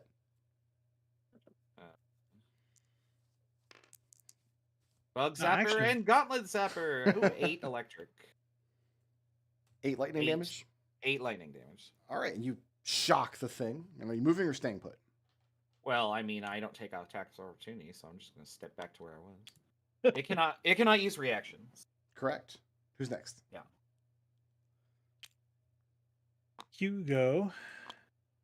Yeah, Hugo. You step out of that square, it's going to get its reaction against. Oh, it doesn't have a reaction. Never mind. It doesn't have a reaction. It's shocking Lol, grasp. comma, Lamau. It's gonna get a great axe to the digits. Oh no, it's digits. That's all it It's is. That's an 18 to hit. 18 will hit. See, I can only re-roll my damage dice if I roll a 2 or a 1, and I rolled a 3. It's 8 points of slashing damage. And it is Magical slashing damage now. bloodied. Bloody gauntlet. That Yep, would be that's it. 9. Because your damage, you have a 20 strength, don't you? No, I have a 19. Oh, okay. You're staying put I've there pl- on this I've plus 4 precarious to the- ledge Absolutely. with a 30-foot drop behind you, looks like. Aerosmith, my guy. Living on the edge. Who's next? Ooh. After Hugo is Geppa, followed by Leo. Geppa. Both Okay, gauntlets are so- bloodied. Cast Green Flame Blade again. That hits an armor class of 16. That'll hit. Okay, so the first one will take 11 magical bludgeoning, And that's enough for that one. and then a green magical fire leaps to this one and deals it 6 or 8. It's an 8. Okay. I think it deals just- it. I think it's just 2. I think it's just your spellcasting mod damage. Oh, it's until- this level. It might be. Let me read it. Yeah, it's your spellcasting. Okay, so it takes 5 magical fire damage. All right, that's enough for that one. As both gauntlets stop moving, then once again, over the course of the next couple of moments, all of the definition, the exquisite filigree in the metal, the decorative parts, fades away into dull smoothness. The digits kind of fuse together until you're left with 2 basically hand-sized chunks of smooth mottled rock. Are they still articulated? Like if I stick my hands in them? You can't anymore. The openings close, the things fuse together. Somebody give me... I'm going to call for an Arcana check, and I'll let you make it at advantage if that person also is trained in nature. Yep. Hi I'm guys, a mother. I'm trained in everything in space. 17. 17. Yeah. The conclusion here is that whatever these creatures are, they can only maintain definition or complexity as long as they're alive. Once you've killed them, that complexity vanishes. Think it's an illusion? You don't think it's an illusion. You think they're actually changing shape and form. It's just... Yeah. when I think you- they're alive, yeah, until we kill them. But why are they buried in the earth so much? Maybe that's their habitat? Maybe So they're here's my resting? thought. We've been given a map to this place to investigate it. We could not even to investigate it. There was no instructions for it. Somebody wanted us to just come out here and poke around. And these things were left here with some purpose. I think we're being pranked. You know, Or maybe this is the treasure. Maybe this is what we're supposed to find. do you think these are nests? They Possibly. could be. Hugo takes the rock that he had pocketed earlier and takes a look at it, compares it to the one of the gauntlets, or X gauntlets, I guess you would call it. The one in your pocket is a little bit smaller, because the 2 gauntlet-sized ones would have congealed down into relatively large, like the size of a man's Right. hands, each one. But Right. other they look like the same material as far as looking at them and feeling their texture. What I'm envisioning here is like these are like magical rock poplar holes from Futurama. Some magic rock creature's going to be coming. Like you're killing our young. What's next? Did we ever check? Was there no cavity behind this one? Was there? Which one? This one. With No, the green X. that's the first one that you found, where you found the That's right. Yeah. the Yeah, model. but we I never don't- actually found the one with the fork in it. With the one we found with the fork was up here. But like, yeah, I was asking, like, so this is just a pile, but there's no You cavity. didn't find a cavity Yeah, I behind did- it, no. No. Okay. So I yeah, think Hugo this is. ledge still needs to be searched. Is anybody helping Geppa search this one? Oh, I wasn't Yeah, I'll do it. suggesting. I was going to do it. I was going to start climbing over here. I was just pointing out. All right. And it also looks like we there's an old search this rope one? that goes down that way. So you want to come over here and check Alright, this so old my buddy. Geppa, you want to climb down this old rope? I lost my lens. Yeah, I want to climb down beside this rope. Yeah. While they're searching. Who is searching? I'll search. Go ahead and give me that roll. Well, you're not going to find this pile's already been found. So if you're searching that ledge, you've already. That's right. I'd have to excavate it, wouldn't I? Well, there's no cavity behind this one. This is where you first found the stones. Okay. Right. I'll search this one Give me then. that roll, Leo. Can I? No, I'm helping. Okay. Helping helping. McHelperson. That is a. Do I have a dice for perception? Hold on, let me double check. I don't think I do, but I'm gonna check. Oh, Yes, I do actually. I do have a D4. So that is a. What is my perception? 12. So that's a 12 on die, and I can add a D4, which I am. Okay. So If that's you a need to hurry up and get Flash of Genius. 15. That's like level 15. 9. You don't find a pile of the mottled stones here as you found before, hiding a cavity. Rather, you find one that's much larger and wider in shape that when pulled aside reveals a cavity in the rock here. This one looks as though it can be squeezed through. And there is very faint light from somewhere down at the edge of this tunnel. I'm going to go ahead and reveal this here so Geppa and Alister don't yell at me. Yep. When do we refresh the bonus dice, the D4s? Long rest. rest, Long right? rest.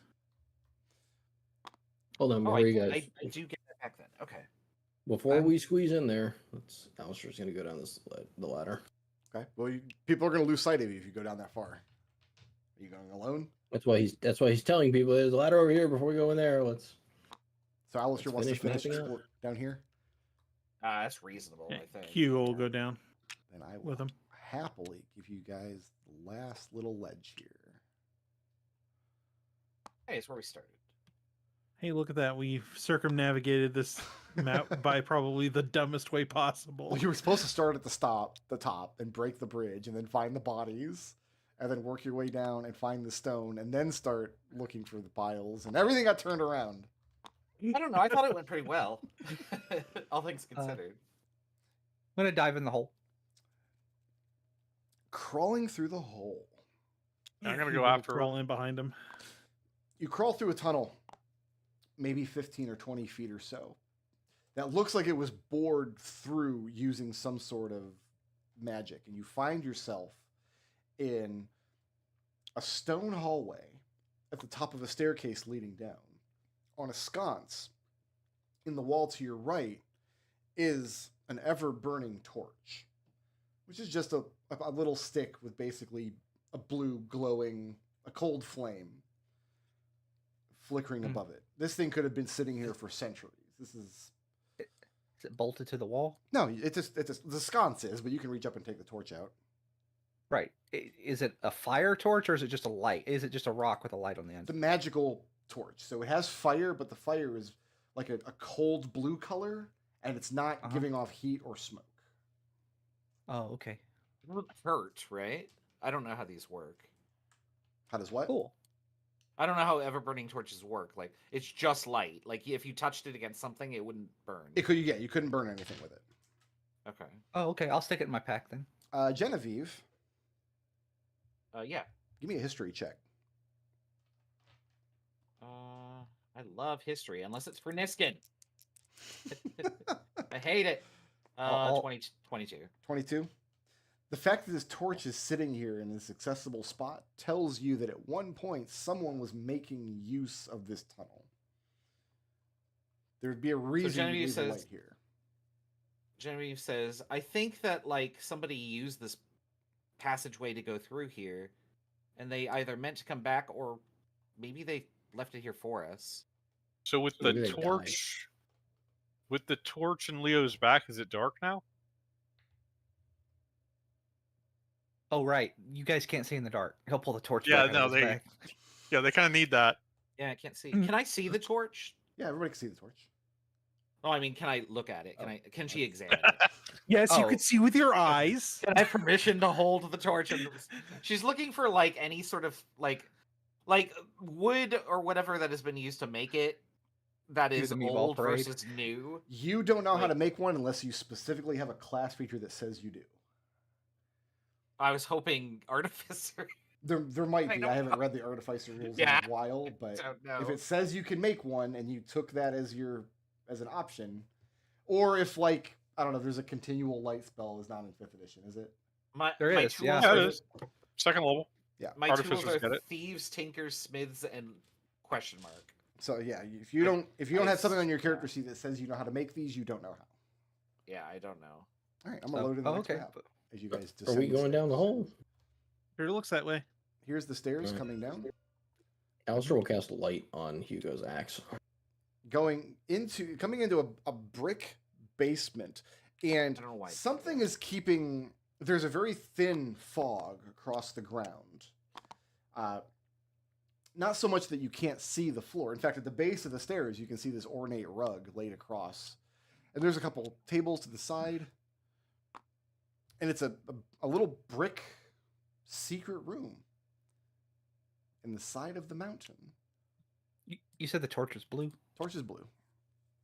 Cool. Okay, I'm holding the torch. Good. What's the shape of the rug? It's big and rectangular. It's not a tiger rug, sorry. I mean, I'm going to take something out of this dungeon. Okay. You already have. Can I examine the rug to see if it's like something's under it? Yeah, you can try to pick it up or whatever. I want to look under it, see if there's like Fantastic. Oh, Roll no. initiative. a mess. Oh, Yep. yeah. Yeah, I figured that was gonna happen. I also figured that was going to happen, but I'm going to say nobody's Oh, surprised. tiger And I'm going to rug. erase more of the room here as well in just a second. oh, that's better. Oh, I don't have to. You move didn't it. go further down the initiative order. Did you improve by one? I stayed static. Oh, good.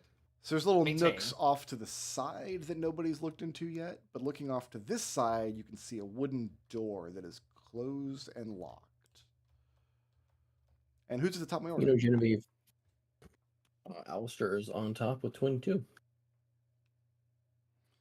Here's what happens. Genevieve kneels down. I'm going to look under this rug. And as it does, the rug pulls away from her like a cobra rearing back. The rug is definitely alive, and it is definitely going to defend itself from being manhandled by Genevieve. But nobody's surprised. Top of the order is Alister. Alister. What's up? This is such a shabby rug. Every Turkish rug known to man puts this thing to shame. Actually, not shabby. It's beautiful. It's gorgeous. Ornate pattern. Yeah, if it looks at itself with beer goggles, sure. Oh, Wow. you're trying to mock the rug. I see how it is. Yes, I'm mocking the rug. DC 13 wisdom save. I got a 3. It is a disadvantage. And I don't know what it looks like, but a rug takes 4 psychic damage. Okay. Spell does function. It's not immune to psychic damage. Alister, moving or staying put? He's gonna take a step back. Genevieve, I thought Hugo was leading. Why are you touching stuff? So you have the stone stairs that you came down. There's little nooks on either side of the stairs you can duck behind. Yeah, he's gonna go up top of the stairs. Who's next? Genevieve, followed by the rug. Genevieve says, it's literally my job to examine and think about stuff. And she'll zap it with Mhm. her gauntlets. Yep. 17 Is that it's a hit? to hit. That hits. I don't know how good one lightning damage. 1 If lightning it can be damage. electrocuted. I took lightning damage. Okay, good. It does not have reactions, so I step back. Is that going to be a theme of the whole campaign? Yeah, Aren't Genevieve you is in armor? very careful. Who's next? I have been hit 3 of 3 times. Your rug is next. Okay.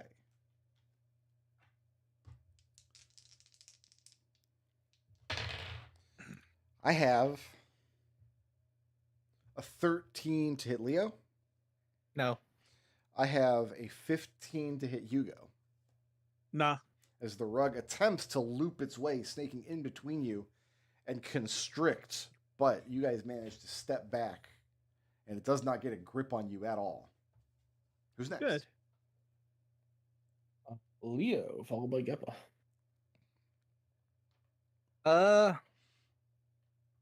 Going to drop the torch. Yep. This blue torch here. I'm gonna jump over here, and I'm not sure where a good spot to. I'm not sure where to punch it, Hugo. Here. Just punch it in the rug. Yeah. Isn't it like Punch you're its punching rug. a log, but like rug? That is a 25 to hit. That does hit. All right. So you knew exactly where to punch it. That is 9 points of bludgeoning damage. And you're like, this would be better if I could set my fists on fire. Bonus action. And it is Crit. bloodied. I don't know what a bloodied rug looks like, but I'm sure it's unsettling.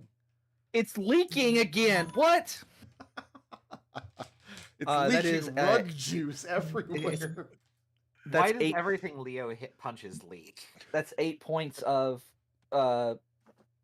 bludgeoning damage. I Okay. don't know. Hopefully you didn't hear my phone there. Had to mute it. 8 points, and that is the end of my turn because I punched it.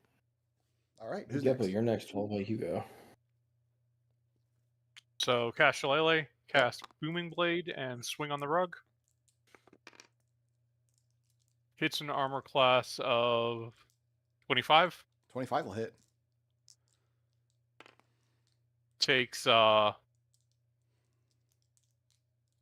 magical bludgeoning, and it's sheathed in energy that will deal sonic damage if it moves. All right. Well, it doesn't. That doesn't happen because that was enough for the rug. The rug is deleted. The rug is deleted, and it hits the ground, and it starts to crumple up in an unnerving fashion until it forms as tight of a ball as it can, at which point it starts fading into that same smooth, mottled rock. The largest specimen you've seen, 'cause this would be the size of like maybe a bar stool or something, as compressed as the rug can get. Leo walks over and he punches this barrel.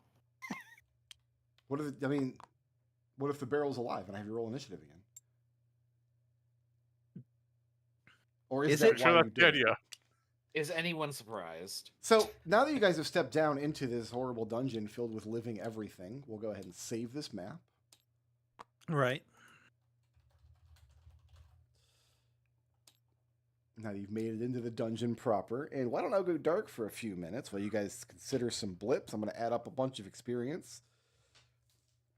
You did get a giant scorpion on top of all the prepared encounters because you guys came over land. I'm like, let's fake him out with mountain cats and hit him with a giant scorpion. I don't know, you Oh, didn't the fit. old scorpion mountain cat fake out. Giant scorpion way out of depth, by the way. That's like a CR4 creature. All right, I'm going to go dark for a few minutes and do some math. I'll be right back. The old switcheroo. We had the most creative solution. Yeah.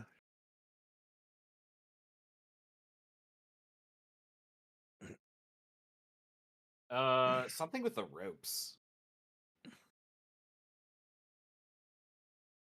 Alister for using Mage Hand. Yeah. I agree with that actually. Yeah. Made life a lot easier combined with Geppa's climbing to get us around. Yeah. Who furthered the party's goals? I'm gonna say Hugo for leading. I was gonna nominate Genevieve for nominating Hugo to be the leader. Yeah, Hugo I'm gonna volunteered. Hugo.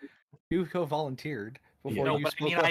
I spoke up to say we should nominate a leader. That's what I was proposing. And then Hugo said, if no one else will volunteer, I shall. Yeah, that makes you the badass.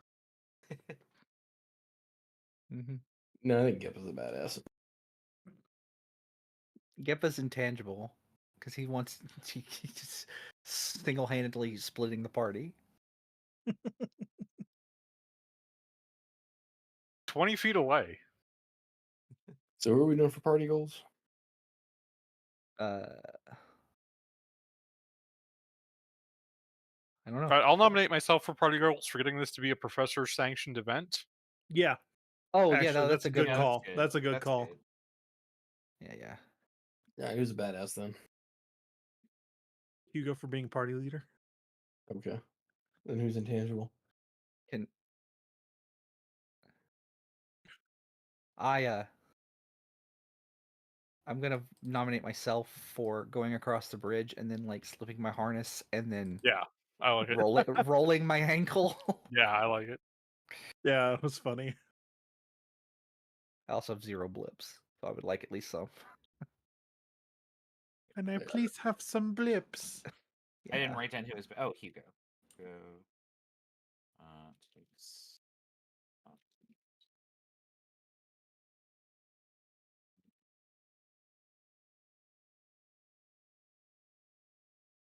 Okay, I think I got it. I mean, being a leader is kind of a thing he's supposed to like be learning, so That's why we nominated you. learn by Listen, doing. All right. If Yeah. Hugo wants to get hit in the face instead of Alister, I'm fine with that. He's an officer candidate, so Would anybody like some experience points?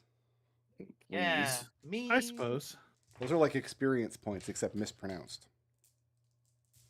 Do they Makes turn sense. into like a sheared stone when they're awarded, and they're actually So- worthless? For a scorpion, a dinner fork, 2 silver gauntlets, and a rug, everybody is taking 290 experience points. 290. Ooh. That's a lot. That is That quite is the quite a bit. assortment. That scorpion alone was worth quite a bit. I don't think That's I hit probably what it's anybody with a fork, the gauntlets, or the rug. No, but you took your pound of flesh with that scorpion Yeah, hit, the though. random encounter got you guys. The planned encounters that I actually put work and effort into, nobody even noticed. It always does, right? Like, All right, you guys. Who wants to make a case for some blips real quick? I can go. You can Go. Genevieve first, and then I heard Geppa. Alignment, chaotic good. Everything has an explanation. I bet I can figure it out. For trying to crack open one of the rocks. Okay.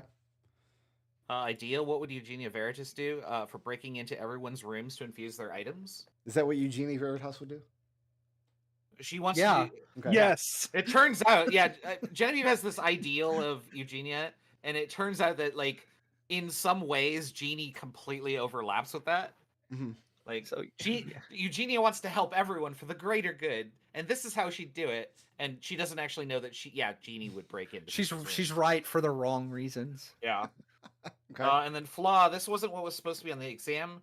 For not being prepared for a history campaign or a history exam that featured a campaign she wasn't in. Well, I did make that document available to everybody. At I'm character sorry, I creation. didn't know I was supposed to memorize the document. Mhm. You were supposed to. So Genevieve would have read it, but I don't need to. I'm just the player. I roll dice for her. And you still passed. Yeah, barely. Geppa, Thanks you for want some cheating, blips? by the way. I've got alignment, chaotic, neutral. Why shouldn't I do what I want when I can? For carelessly attempting to remove the scorpion's venom sac. That's pretty good. I've got my ideal. When I set my sights on something, nothing can stop me. For convincing the entire party to just go, just travel over land. We don't have to do anything convoluted. And then you met a scorpion. And yep, I'm a scorpion friend. And then I've got my flaw. When I'm bored, watch out, and I'm easily bored for carelessly climbing up to the bridge alone. Mm-hmm. And I've got my bane, Heart Ellen. You do have your bane. I was 100% prepared as soon as you went for climbing. I was meant to ask if you call that or I do, but I mean, it worked out either way. That's exactly what he was going to do, apparently. Hugo, do you want to go next? Yeah, I can go. Okay. I have my alignment, neutral good. Just be excellent to your fellow man for pleading with Geppa to stay inside so he doesn't get in danger. I have my ideal. The peace hard one must be preserved for being significantly concerned at the presence of those dead bodies in this ravine and Mhm. noticing they had no gear. And now they're in a bag. Yeah. And then I have my flaw. I'm the biggest marking for Nisco for being basically baited by that first silver fork monster. It tried to get into your boot. It did. I don't appreciate it. Alister, you don't want any blips, do you? I like a bunch. A bunch? Bunch. Alignment to chaotic good. A good deed is his own reward. That was by going off by himself to see where the map actually went. Okay. For ideal, the glass is always half full. When they got the map in the first place, oh, it must be like to a hazing event or a drama party. So you thought it was going to the drama club mixer. Yeah, Okay. it could have. It could have been people here with pizza. There still might be. You don't know. You haven't looked through this whole. There might be. Hugo thinks we might still be being hazed, but it's starting to get a little more concerning now. Mm-hmm. Flaws. I just wanted to help. That would be for using Mage Hand to try and pull out the stone so Hugo wouldn't have to squeeze in. Okay.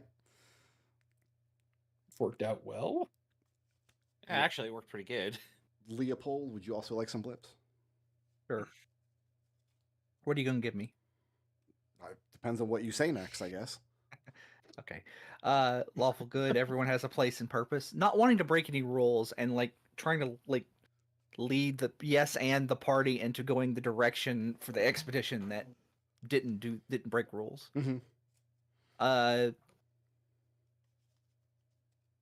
I might fail, but I will never give up for falling off the bridge and then like rolling his ankle and then like pretending he was okay. Like it? And my flaw, only one of us can be the best, and it's clearly me. Like, I don't know if you guys caught this, but he was trying to keep up with Geppa on the cliffs, and he wasn't really able to compete with a climb speed yet. Yes. No, you can That's wall really run. sinister the way you said that. Said that in the most sinister voice possible. Who had the most creative solution to a problem this session? We said Alister uses his mage hand to get the ropes up to Geppa. Okay. Who furthered the cut out- party's goals the most? Sorry, what? I was just gonna say, let's just cut out as many ability checks as we can because we can't roll for shit. Oh yeah, absolutely. That was a pretty bad like session overall for like rolling. Further goals, Geppa gets the expedition signed off by an instructor. Okay. Who was the badass? Hugo takes up the mantle of leadership for as much good as that will do in our group. And who was intangible? Léopold rolled his ankle. Oh. So the way I had the cliffs structured is I had the one pile of rocks like halfway down or halfway up in your case, I guess, that you would notice just by walking past them to find the stones. And then once you knew what to look for, you would have to go back to all the other piles. I thought somebody would have high enough passive perception to find them easier than that. You would needed 15. This is because I dumped my wisdom since I'm using spellcasting on Con instead. Oh, good. Normally, if I was a ranger, I would have that 15 And at I level 1. same monk con. I didn't have a fixed entrance into this dungeon. You were gonna, when you started examining piles, you'd find a fork and then the gauntlets and then the entrance. That's how I had it set up, wherever you happened to be. Yeah, that makes sense. But yeah, you guys failed a lot of perception checks looking around the mountain. Yeah. Even with advantage, I was rolling like 11s, 10s, and I was like, oh, that's not enough. All right, you guys are level 2 at the moment, which means blips are worth 20 points. Hugo, you have 3. Hey. You earned 4. You can roll over at least 1. I'll hold on to 6 and spend 1 to gain some experience. Geppa had 2 and earned 5, so you're rolling over at least 1. Yeah, just rolling over the 1. Okay. You said there were 20? They're worth 20 each. Yep. Genevieve had 1 and earned 3, so you now have 4. Yep. Léopold had 0 and earned 4, so you now have 4. Alister had 2 and earned 4, so you now have 6. And when we come back next week, we will see what's going on in this weird room with the living rug. It's a pizza party. It is Yeah, a don't pizza. worry, guys. We could totally handle it. But the Real pizza's dungeon. alive and it eats you. Alert! This is a real dungeon. This is not a training dungeon. All right, thanks for playing, guys. See you That next is week. also true. See you next Later.